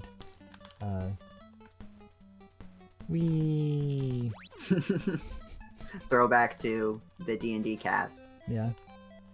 So Nathaniel, earlier we were talking about the fact that Crystalis was the first D&D RPG cast that we did, and I'm curious what sort of sparked the idea for you, because it was kind of at a time before actual play podcasts were the sort of thing that they are now. I, at the time, had kind of been craving a D&D fix because I played D&D all through college, and I played a little bit of it after I got out of college, but I didn't have like a regular group for all that long. So I was definitely craving my fix, and I thought this would be a good excuse to celebrate the end day. And it's a game that kind of lends itself to D&D, really. And I was just trying to figure out, how do I... This is a single-player game with a single lead character. It's not like you have a party or anything. How do I turn this into something that multiple people can play? And I'm like, well, we have the wise men. We can just use them as the heroes, and it all kind of went from there. Yeah, I really like the using the wise men as the heroes and the different elements, like incorporating that. Like, that was really cool. I remember. And I really appreciated the players who we had, because I think everybody really embraced their characters and did a good job of bringing personality to that cast. Yeah, the GameCola staff definitely can do a really great job of bringing together not just cool characters, but cool character dynamics. My favorite RPG cast that has ever happened on GameCola is still the Nancy Drew one with you, Paul, and the Michaels. Oh, just the dynamic that like immediately was established and continued throughout both episodes is just so fun to listen to, doing pretty much anything, whether or not it's relevant to the plot. Jeddy, you should totally blow up that wall. See what's over there. Should I? Don't leave any wall unblown up. I guess. Just because I have to backseat game, what's your inventory situation? I think I have some stuff. I have a whole bunch of medical herbs, so maybe I should use one of them bad boys.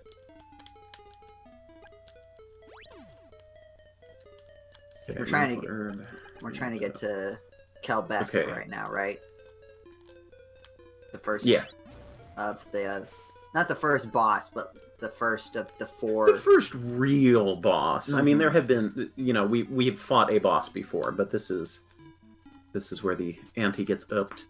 Yeah, I remember that when I was doing the live blind playthrough that lasted 10 hours, this was one of the first major sticking points that I encountered, was beating Kelbesk. That was one of the first rough things. I'm really glad that this isn't going to last 10 hours. I don't think I could do that again. Hopefully it won't. Wow, my hubris. I would hope that I have less hubris than I did back in those days of, this video game I've never played before, I'm just going to play the whole thing. It'll be fine. It'll be like, 1 or 2 hours longer than however long it takes Jeddy? It'll be fine. Almost. I mean, that's why I do fan game sampler live streams on my Twitch channel, because I know better than to just jump head first and say, yes, I'm going to play this whole game from start to finish. What's it called again? Because those Mega Man fan games can be anything from 2 minutes to a real solid time investment. Yeah, and there's no guarantee of any kind of quality control. So as far as length is concerned, difficulty is concerned, who knows what you're going to get. Especially because, you can definitely have games in general, more fan games or more indie games where, the beginning is really polished and then it just kind of falls apart as you get further, especially as they try to incorporate more difficulty. I mean, there are first-party games that have that struggle of, having a fun core gameplay loop, but then as they try to add difficulty, the game just stops being fun. I feel like that's the major problem with a lot of Sonic games, is that, the early levels are a lot of fun because you get to go fast, but then to add challenge, they have to stop you from going fast. And then it's well, and why am I Sonic the Hedgehog if I don't get to go fast? Or Shadow the Hedgehog, or Shads as he likes to be called. I mean, that was my complaint, especially about the very first Sonic the Hedgehog game, where you have a character who's built for speed, but all of the level design is, wait, take it slowly, carefully, jump really precise now. Yeah. I mean, I feel like the goal of early Sonic games, at least from outside perspective in terms of time when the game came out, was like you're supposed to play through it a bunch of times so that you can handle those precision parts really quickly still. Like the idea is to build up your skill so that you can go really fast through the whole game. But I don't know, maybe, or at least that's how people who really enjoyed Sonic were approaching it.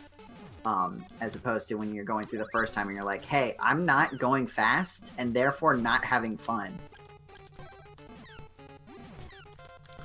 I think it's worth the investment to put on the tornado bracelet here. Oh, you think so? Oh yeah, that's right. Because then you don't need to worry about aiming as hard. Although, you know, if you need life, that's going to use up your MP. Oh yeah, that's right. Yeah. I do also have the magic bracelet, but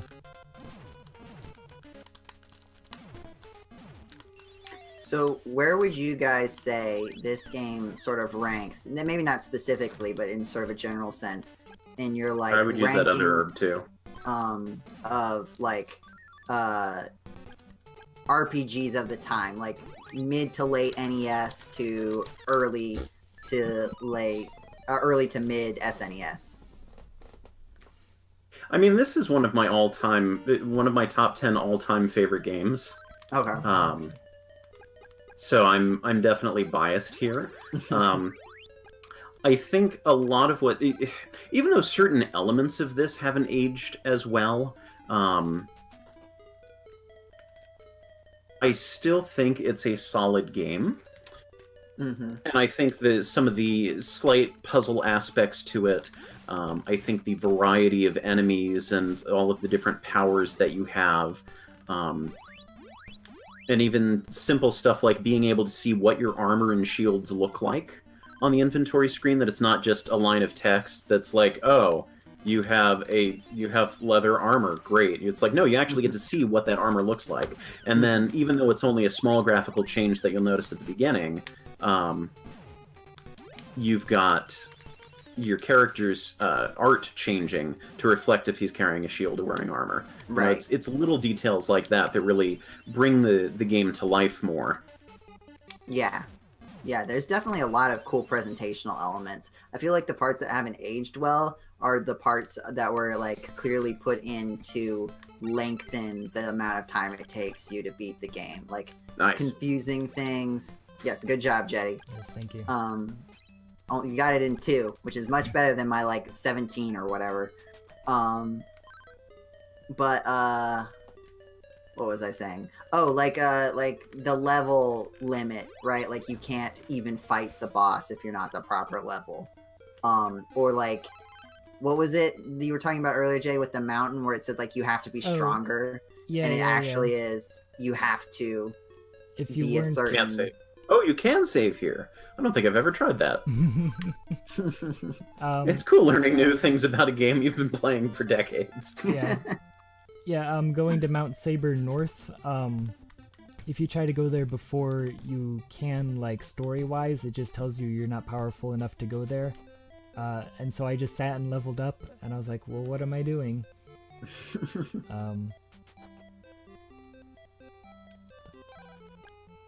So I feel like those are the parts that have not aged as well.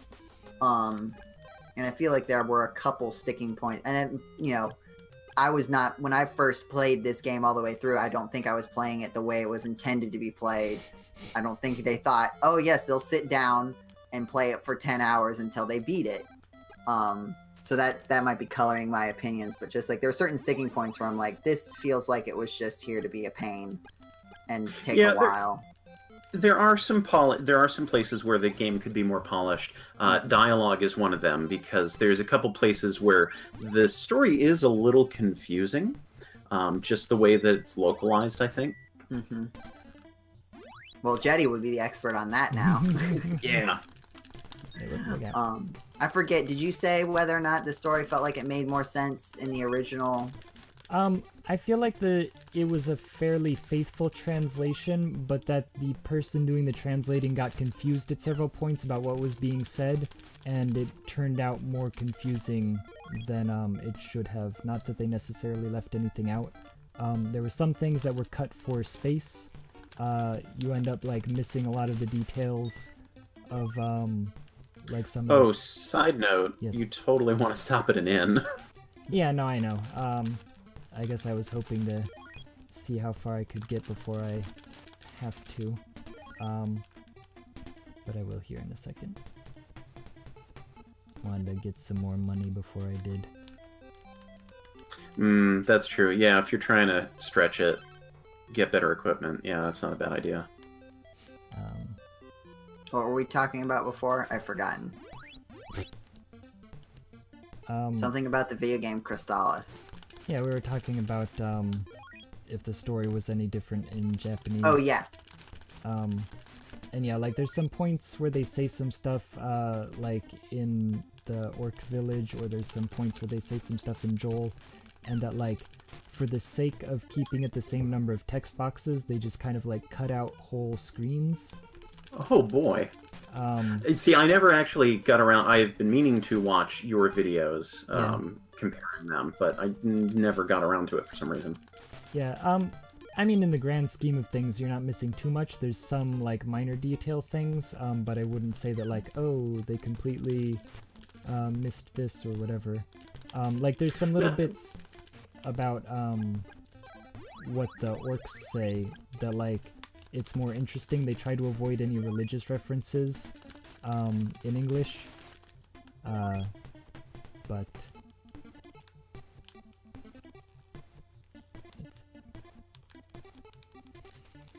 I definitely find, like, just localization in general really interesting.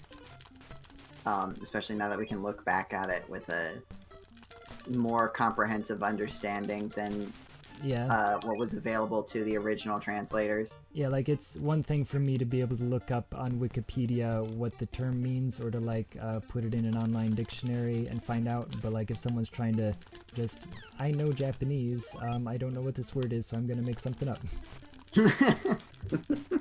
Didn't you, like, you were trying to translate it, and then you looked at the original translation and figured out that whoever was translating it was, like, coming into the exact same issue that you were doing and trying to use the exact same solution? Yeah. There was definitely a couple of points like that.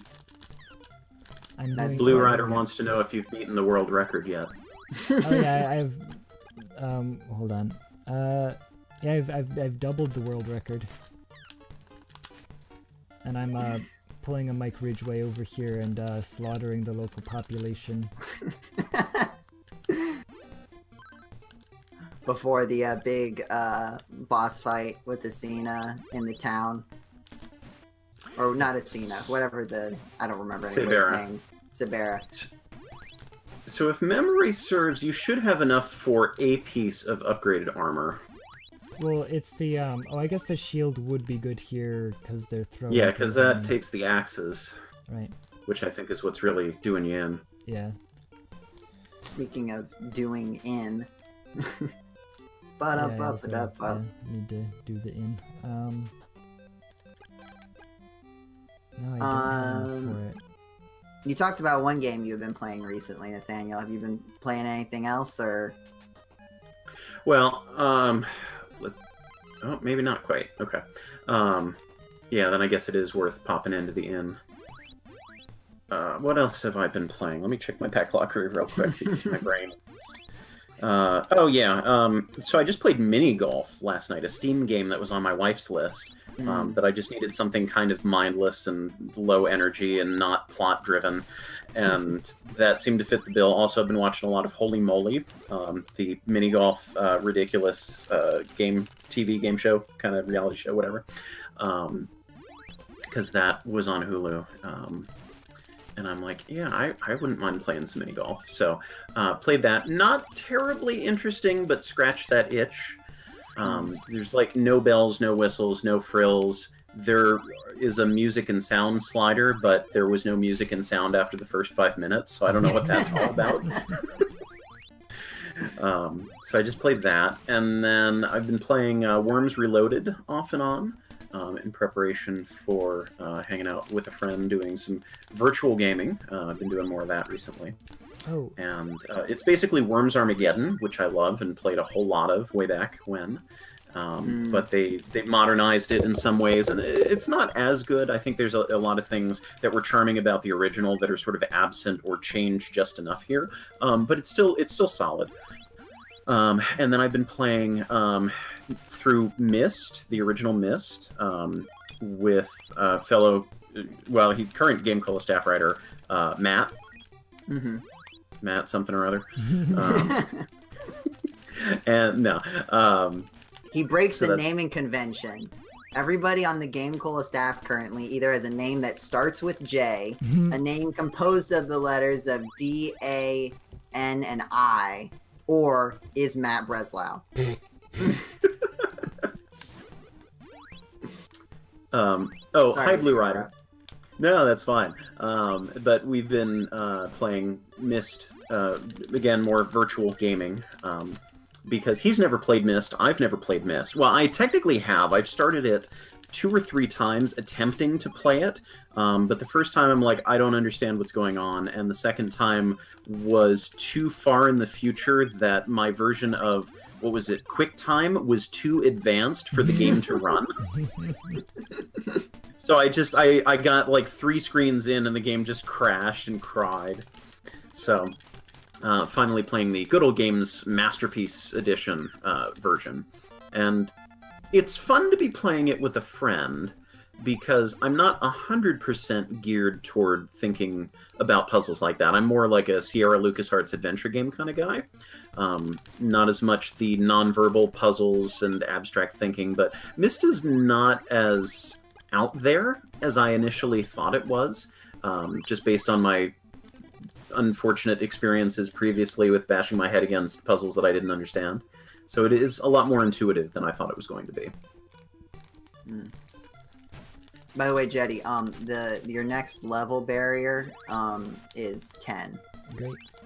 For the vampire. Which you shouldn't have a problem with. Yeah, by the time I get there.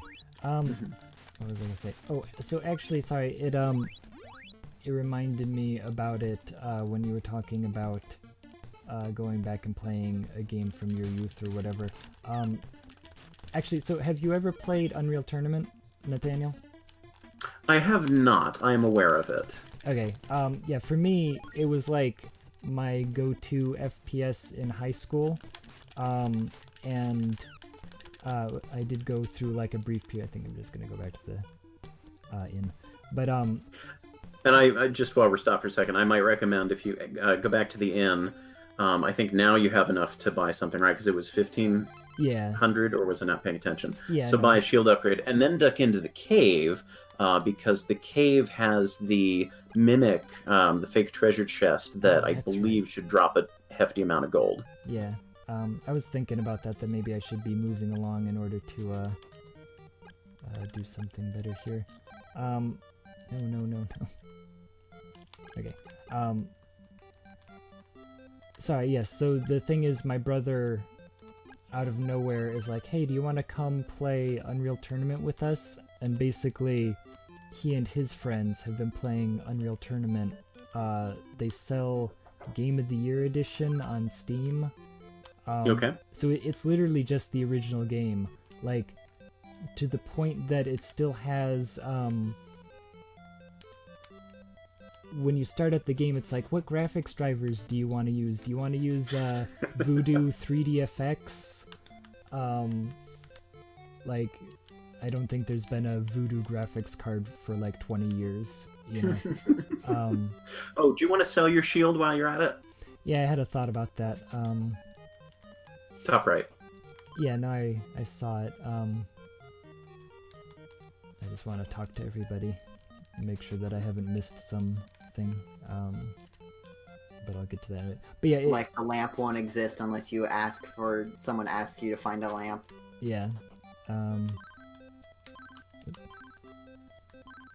Meet Evans, the etiquette teacher. I'm trying to remember if I noticed that before that they get married, or if I only noticed it because of the doing the translation thing. We were talking about Unreal Tournament. Yeah, it is weird to see that people are still playing. That, like, you have to join a server, and, like, you can't just, like, host your own game. You have to have a server in order to play it or whatever. And I'm trying to remember, do I have to talk to the fortune teller first before I get to go anywhere? Let's see, the queen, your way will be open. So shield. But yeah, so we just joined some random server where there's nobody in it, and then like after 15 minutes of playing, other people start coming in, and it's like, oh, there's other people who play the game still. I guess it shouldn't be shocking considering that they still sell the game, but just kind of interesting. I do feel like that is like the cool thing about gaming in the modern era, is that like there is a lot of accessibility to older games that probably was not that I feel like was not available. And like obviously I would certainly agree with a lot of people who would say, like, based on the technology we have available, there should be even more accessibility to older games. But the fact that we have, it is cool nonetheless that we have the, like, I can go back and play a lot of the old games that were Watch made yourself, like because these before. things are poisonous, if I remember. Okay. Mm-hmm. So that's the key. The like games that were made before I was born, and I can play them, and they're like fundamentals of like how games developed over time. Yeah. And it's not that difficult for me to find them, even like through proper means too. Yeah, the concept that I didn't have to go like download from some shady website a copy of Unreal Tournament. Mm-hmm. And like we were saying before, you could be playing this on your Nintendo Switch rather than the Retro Freak. Yeah. I still think it's really interesting that they put this game on Nintendo Switch Online. Because it just doesn't feel like the kind of game that would generally be asking for. Yeah. There would be... Like, it's a good game, but I feel like it is not that well known of a game. Yeah, I don't know about its popularity in Japan either, if it was or wasn't.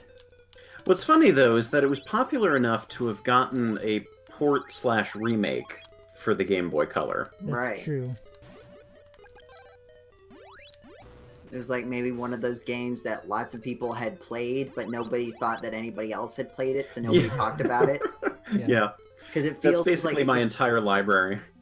It does sort of feel like in the scope of like RPGs, it does feel kind of like a non sequitur. Like it's not really related to anything else, right? The only other stuff associated with it is the remakes and remasters, right? There's not like a sequel or anything. It's not part of a series.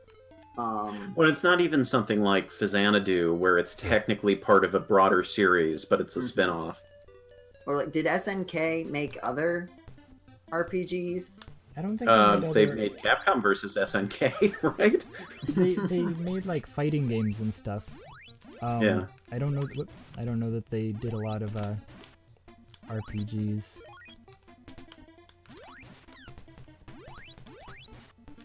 So, Desert Skunk, I think I'm saying it's either that or Desert Skunk. Says, when you brought up games that change your equipment, still there aren't many games that do that. The only one I can think of is also an NES game, Xanadu, which I think you were just talking about.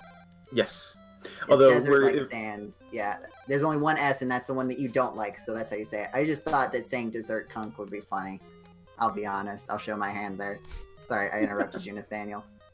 No, I was going to say, some of the third-person fantasy, sci-fi, adventure action things, like the Elder Scrolls game, like the Knights of the Old Republic games, those change what your character is wearing based on what they have equipped. Hmm. But as far as 2D games go, not too many come to mind. Yeah, I mean, especially with the like you think about the NES era, like Yeah. I feel like Jeddy was saying earlier, like this is very late for the NES. And maybe it wasn't quite as late in Japan when it came out in Japan. I don't know what the time frame, because this was definitely back in the time where like the difference between when a game was released in its publishing territory and when it still gets me that that's actually the solution to the paralyze the guard with your magic. Like, it feels, sorry to sidetrack from my own thing, but it feels like a weird, like, it feels like before this there's been a strict separation of like NPC time and magical powers fighting enemies time. And then like that is like a weird intersection of when you're actually supposed to integrate it in like a free-flowing world, which I think is really cool.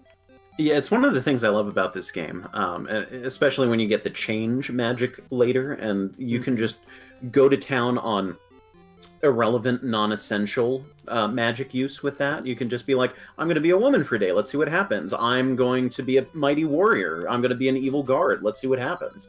And it's fun to see the different reactions to that. What am I missing? Because So you need to, let's see, you've seen back there, you need to leave the town, I think, come back, go visit the queen again. Is that what's up? Because you need the flute of lime to get past the sleepy people. Yeah. Which, you know, it doesn't matter how many times I play this game. There's always gaps in my memory of exactly what you need to do in what order or where certain things come from. Yeah. Okay. Yeah. Now she gave me the flute of lime. Yeah. There we go. Right. So go toot your flute. But what I was saying before of like, this is one of those late NES games, and so like we're really seeing like the extent of what the NES could do with it. It's really taking advantage of everything that it has access to. So you've got like a decently comprehensive saving system, especially for the NES. And I feel like this real-time action RPG gameplay is also something that helping with the technology, whereas before most RPGs were very much, I mean, were turn-based. From my understanding, there wasn't a lot of this mixture of the action game and the RPG game, which definitely feels weird after like, I don't know, the like Wii, Xbox 360, PlayStation 3, like everything is kind of an RPG now. So I really like seeing like the games that, because now it doesn't feel like now it feels like games that are released on platforms after the next console comes out. Like if something was released on the Wii U even when the Nintendo Switch came out or something like that. It feels less like ambitious projects making use of the technology and just sort of missing the transition period, and more like games that just didn't want to figure out how to make a game for a new console. They already started and they're just gonna might as well just release it on the old one, since that's what all the work we've done is for so far. I feel like you don't get a lot of big title, like you don't get like a Mega Man coming out on the NES when the SNES is available or something like that. Yeah, that is a good point. That like if you look at some of the earlier Super Nintendo games, like the graphics are better, but like I wouldn't say that they're really that much. They're not trying as hard as like this game did, you know. They're still like trying to figure out what the Super Nintendo is capable of. And as such, they don't achieve quite as much. And of course, the answer is Mode 7. Imagine a pixelated image file expanding and contracting in strange ways. Desert Skunk, my counterpoint, what you're saying with Breath of the Wild being an exception, I would say that it's not as much of an exception because it was released on the Wii U and the Switch. So in that case, like, there was a consideration made for the Wii U, but, like, in my opinion, it feels pretty tailored to the Switch. And the same thing with, I think Twilight Princess was also on the GameCube and the Wii. And that might feel more like it, but again, like, it's still released on both. Whereas, like, there isn't an SNES version of Crystalis. Yeah. So, like, that's the sort of thing. Like, a game that is specifically designed for a console that is becoming outdated, but since we're at that stage of it, you're really using it to its full potential. I think that concept is interesting, but, like, as there's less and less of a very distinct, Yeah, like, especially visually, like, distinction between what is capable on a console and the next one, as that is getting smaller and smaller, like, you really can just, like, be like, well, let's just make a version with slightly worse graphics and put that on the older console too. yeah, I feel like Nintendo, at least, there's some little bit of difference in the controls or whatever. So that's neat. But yeah, like, what's the difference between a PlayStation 4 and a PlayStation 5 game? $70. You were talking about the control schemes, Jeddy, and, like, one of the interesting things that I think is just a neat fact about Twilight Princess in that regard is that, because the canon, I think, in general, is that Link is left-handed. And there may be some, like, gameplay considerations with that, of, like, how things read and the, like, conveyance of, like, what buttons you should press to do what, maybe. I don't know. But because the majority of people are right-handed, when they put it on the Wii, Yeah. they flipped the whole game, except the text, obviously, so you could still read things. But they flipped the whole game so that Link would be right-handed, so that would feel more intuitive for the mostly right-handed people that were playing it. Yeah. Which I do think it would be interesting as, like, an accessibility feature of flip the entire game. That's an accessibility feature. I don't know how difficult that would be, but it seems very interesting. Like, you're basically playing the whole game on mirror mode from Mario Kart, which I think would be just an interesting, if it wasn't too difficult, would be an interesting thing to incorporate. Because I think in practice, aside from games that incorporate, like, heavy motion controls, I don't think there would be a strong need for something like that. Yeah. But it would be funny. Yeah, Desert Skunk, it would definitely depend on the games. I would think specifically, like, how much text is in the game. Of, like, what flipping the game. I guess I'm remembering like, watching Sailor Moon, and they, like, flipped all the scenes where they're, like, outdoors because cars are driving on, quote, the wrong side of the road. Yeah, that's interesting. Like, It's really interesting. Yeah, go on. Oh, just gonna say, like, imagine if they still decided to do that with the show, you know? To, Yeah, like, that's what I was gonna say. Like, at what point did we decide that Americans will understand that this is, even though this is a dub, this story takes place in Japan, Yeah. or something like that. Yeah. I feel like, I mean, I'm not the expert on dubs and American localizations, but I feel like by the end of the 90s, maybe early 2000s, we kind of grew out of that. Like, it was the Final Fantasy 3-6. I think that was really, like, the last time, at least for me, and anything that I was culturally exposed to, where there was any kind of obvious, we're going to do this differently over on this side of the world. Yeah. And then after that, it's like, no, we'll do Final Fantasy VII, and we're going to number these correctly from here on out. Mm-hmm. Yeah, and that weird decision has confused things for a really long time.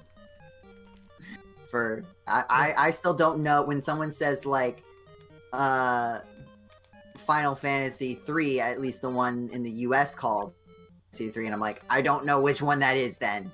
Yeah. I only know the correct numbering. I don't know the weird original American localization numbering.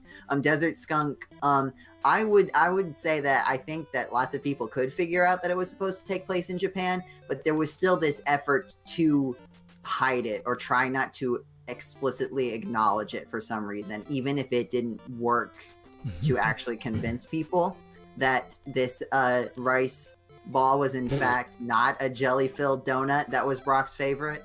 Yeah. But there's definitely a period of time where like localization meant make it take place in America. Yeah. Or whatever country you were localizing to. Well, actually, that sort of came back to bite Ace Attorney, didn't it? Oh, yeah. Japanifornia. I do think Japanifornia is just fun in general, though. Just calling it Japanifornia. But you're right. You're absolutely right. Because wasn't it like the first game, like there wasn't really any reference, so you could just say California, it didn't really change anything. And then, like in the most recent game, they go to a place that's like very clearly based on like rural Japan, and it's in California. It's supposed to be in or near California. Or maybe they say they fly there. I don't remember how they address it, but like they had to figure out how to address it within the narrative context.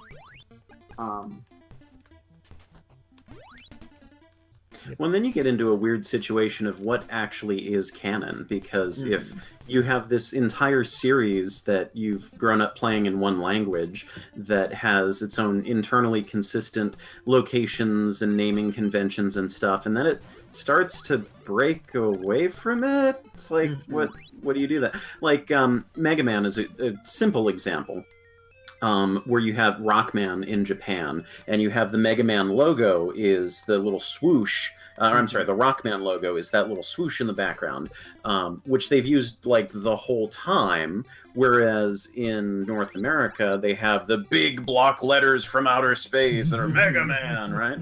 And then there was a change where they're like, no, we're just going to start using the swoosh logo now. And like, that's a totally minor thing, but it feels a little strange to me as somebody who grew up with the huge block letters of, well, that was a staple that I identify with Mega Man, and now it's just gone because it was never real to begin with.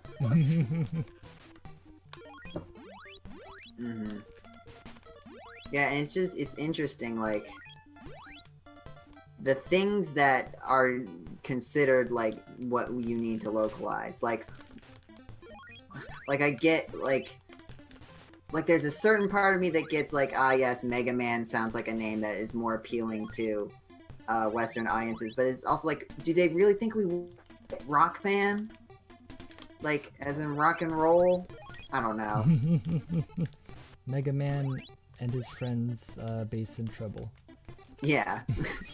But like now in the canon, and I don't remember, was it in like, I guess it would only have come up in like promotional material or the pamphlet, but was it always canon in the English canon that his name was still Rock, but he was called Mega Man? Yeah. Okay. So that was always the case. Because then his Roll's name makes absolutely no sense if her brother's name is not Rock. Like, what? I do think that is another situation, like you were saying before, where like that change, it's not, since they used his name is still technically Rock, it doesn't quite break as bad, but it's still an element of you're missing the whole music theme lining up with the main character as well. I mean, if you had to change it for an American audience, you could have at least called him Alt Rockman. I think they really just wanted the alliteration. Like that, that's probably the main Well, thing. and you lose some of the music theme, too, because Proto Man is blues in Japan. Yeah. And then they call him bass. Well, I like treble and bass better than gospel and forte. Because those actually make sense together. Yeah, treble and bass, I do. Yeah, that is fun. It's interesting that they stuck with music names that time, but still changed them. Yeah. And then you have situations like, what is it, Mega Man X6, where, I think it's one of the Mega Man X games where all of the robot names got localized to X5. X5. To Guns N' Roses band name members inspired. Which is like a weird backwards version of what has happened in the Mega Man series before, where they got turned into music references instead. Yes, of course, right, Desert Skunk. Rush, as in reference to the popular band Big Time Rush. Yes, absolutely, that was the reference.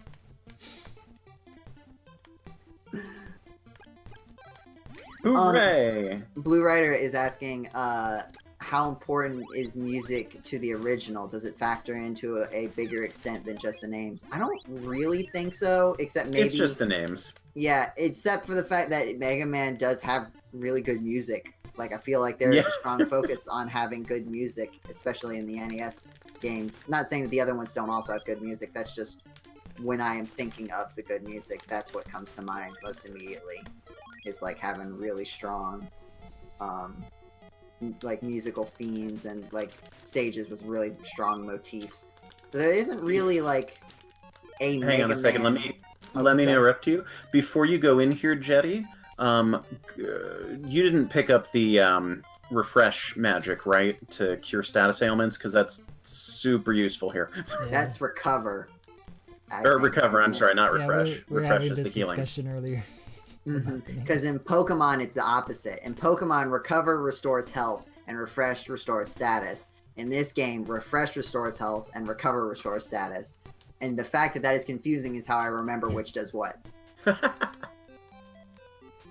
I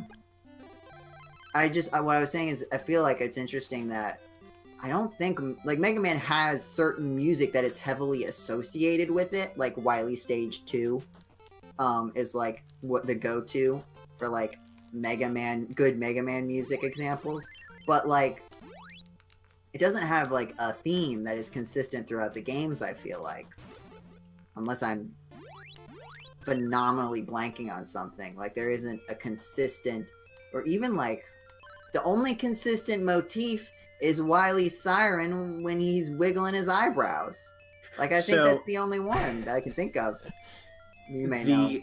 There are a couple games that pick up a theme from the last one. So, like, the end music from Mega Man 1 gets worked into the opening theme of 2. The end music of 6 gets worked into the intro music to 7. That's true, yeah. And there are sometimes sort of motifs within the same game. I know Mega Man 11 kind of does a little bit of that. But, like... I don't know, like, Mario has, like, several, like, really strongly established musical themes that are brought through. Even, like, well, Mario and of course there's a stage select music, too, that comes back a few times. Yeah, and, yeah, the boss, like, I guess the boss intro, where it's like, da-da-da-da, that one. Yeah. That one has established itself as a common motif. But... I do, and Mega Man also, I feel like, has really iconic sound design, maybe over, like, it always has good music, but the stuff that, like, really sticks with you as, like, iconic of Mega Man is the sound effects and sound design, what it sounds like when he shoots, especially what it sounds like when he dies, like the explosion sound effect. I feel like those are the really strong, audio elements that tend to stick with later entries in the series. It'd be interesting to... I should play through Mega Man 11 again and, like, look for that, because that's Mega Man 11 is definitely trying to, like, find a way to bridge the gap. Sort of be like... I feel like Mega Man 11 is trying to be where the Mega Man games would have ended up if they had continued the same or a similar trajectory through Mega Man 6 and maybe Mega Man 7.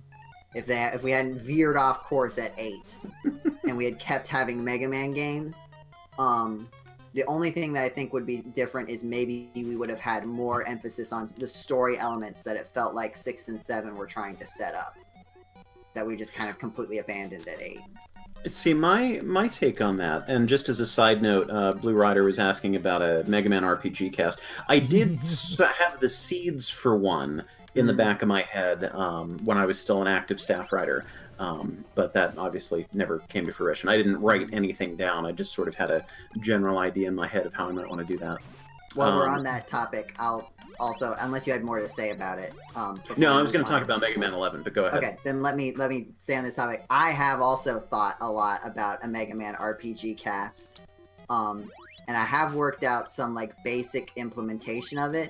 But I've got the next big RPG cast that we're planning after Secret of Mana. We've got like a couple small ones and a medium-sized one. Is one that I want to do first, and I kind of want to use what I learned from running that one in the implementation of the Mega Man one, because like that one will definitely be like, I will want that one to be perfect if I'm going to do a Mega Man RPG cast. Anyway, continuing on with just general Mega Man discussion. You were saying? Yeah, so just thinking about Mega Man 11, it feels to me like they recognized that the series had kind of veered off course, but didn't want to side with anyone in particular. They're like, we don't want to go the Mega Man 9-10 route and say, oh, the NES games were the only good ones. And we don't want to go the Mega Man 8 route of, oh, let's make it an anime that you can play and just sort of go off the rails with the kinds of challenges and go in a new direction with all this. And they're like, okay, let's strip away everything that's non-essential and let's reimagine this for a modern audience. How can we get a modern audience excited about a 2D platformer and keep it true to its roots? And I think they were really successful in that regard, because it does, to some extent, it does feel a bit like a reboot, at least in terms of story. Like it cuts out all of the side characters. It's just Light and Wily and Mega Man and like one or two other side characters. But you don't have to worry about Proto Man. You don't have to worry about Bass, which is kind of disappointing because I was hoping for a DLC where you could play as one of those, or play as Roll or somebody. But really just stripping it down to the essentials of what is Mega Man all about and what's going to keep this exciting for a modern audience. And I think they got the graphics just right for that. Looks really pretty. I think the sound design feels a little bit different from previous Mega Man games, but it's still good. And the challenges are right there. There's a couple things I'd change about it, but I think overall this is easily one of the better Mega Man games in terms of challenges. So, and I like the double gear system because that adds new layers of challenge without completely redefining what the game is. Yeah, I was because they're effectively just special weapons. Yeah, but even still, I was really surprised at when I first saw that those mechanics were going to be in the game. I was really concerned that it was going to make it not feel like Mega Man, and I was really surprised of how seamlessly it felt like, especially the time slow, which again does sort of act like a special weapon, but just like how frequently you have access to it. I thought it was going to change the whole flow of the game, and it kind of does, but it still feels like Mega Man when you're playing it, and it really combines well with the general philosophy of Mega Man of like defining your own challenge level. Like you can really wait. Save those warp boots for an emergency. Use your teleport. Oh, well, too late. Oh no! But, I mean, I should be getting another one eventually, right? Well, that's true.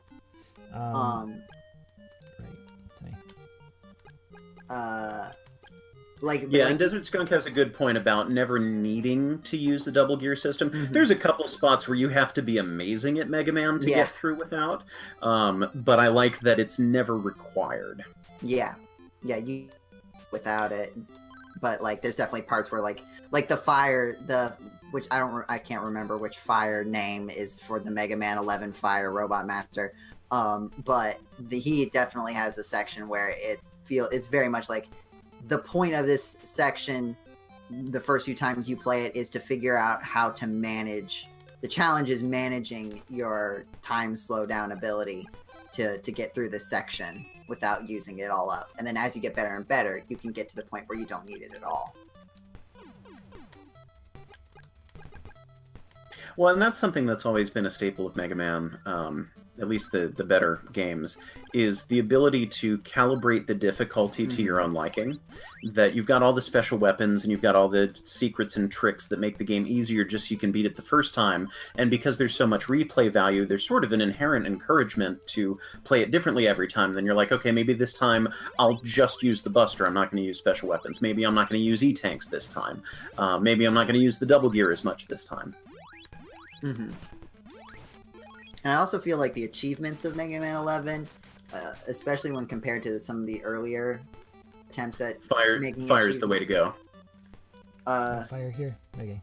Yeah. Fire against the water guys. Go figure. Yeah. Well, another situation where we're going against Pokemon logic. Like, I feel like the achievements that are put in Mega Man 11 are more fun ways to play the game, and I don't mean to do this like weird kind of wordplay, but more achievable than like they never tell you to do the whole game without getting hit, right? Like that's not something that you can still try to do that, but I think the hardest thing like that is maybe go through the game without getting a game over, or maybe going without dying. But then they also make sure to limit that with the difficulty settings too. Like the achievements are for certain difficulty settings, and a lot of them are of the ones that like make the game harder to play with that do not require you to play on the harder difficulties. Like you can do it through normal, and not the super hard one. Or some of them you can do it on easy, I think. I also really liked it. Oh, go on. No, go ahead. Finish your thought. Just gonna say that I really like the implementation of difficulty levels, and that, again, something that I feel like we talk about how, like, you were talking about how it feels kind of like it's trying to go in a different direction than Mega Man 9 and 10.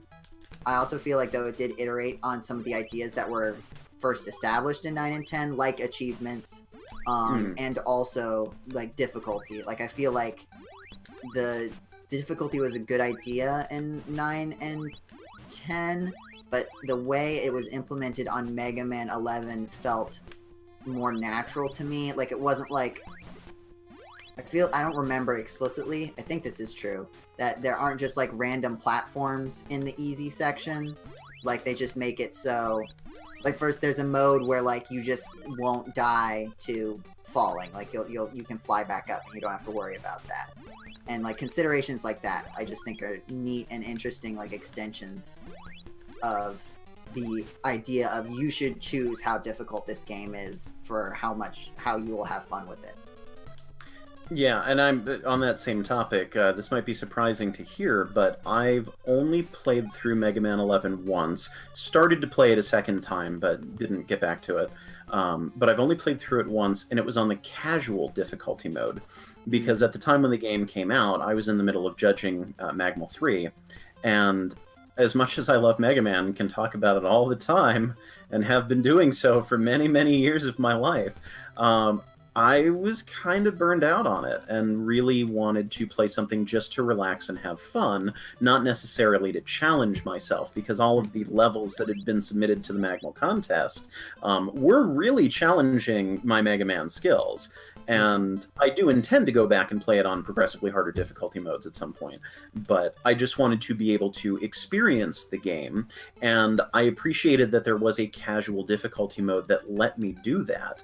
And I think that's really where good difficulty design comes in, because there's a lot of games like Mega Man 10 as an example that I poked fun at a little bit in my Joe's a Proto Man Adventure fan game that I made on the easiest difficulty mode there, where it just kind of gives handouts of here's an item that's super easy to get to that just replenishes everything, so you don't even need to try.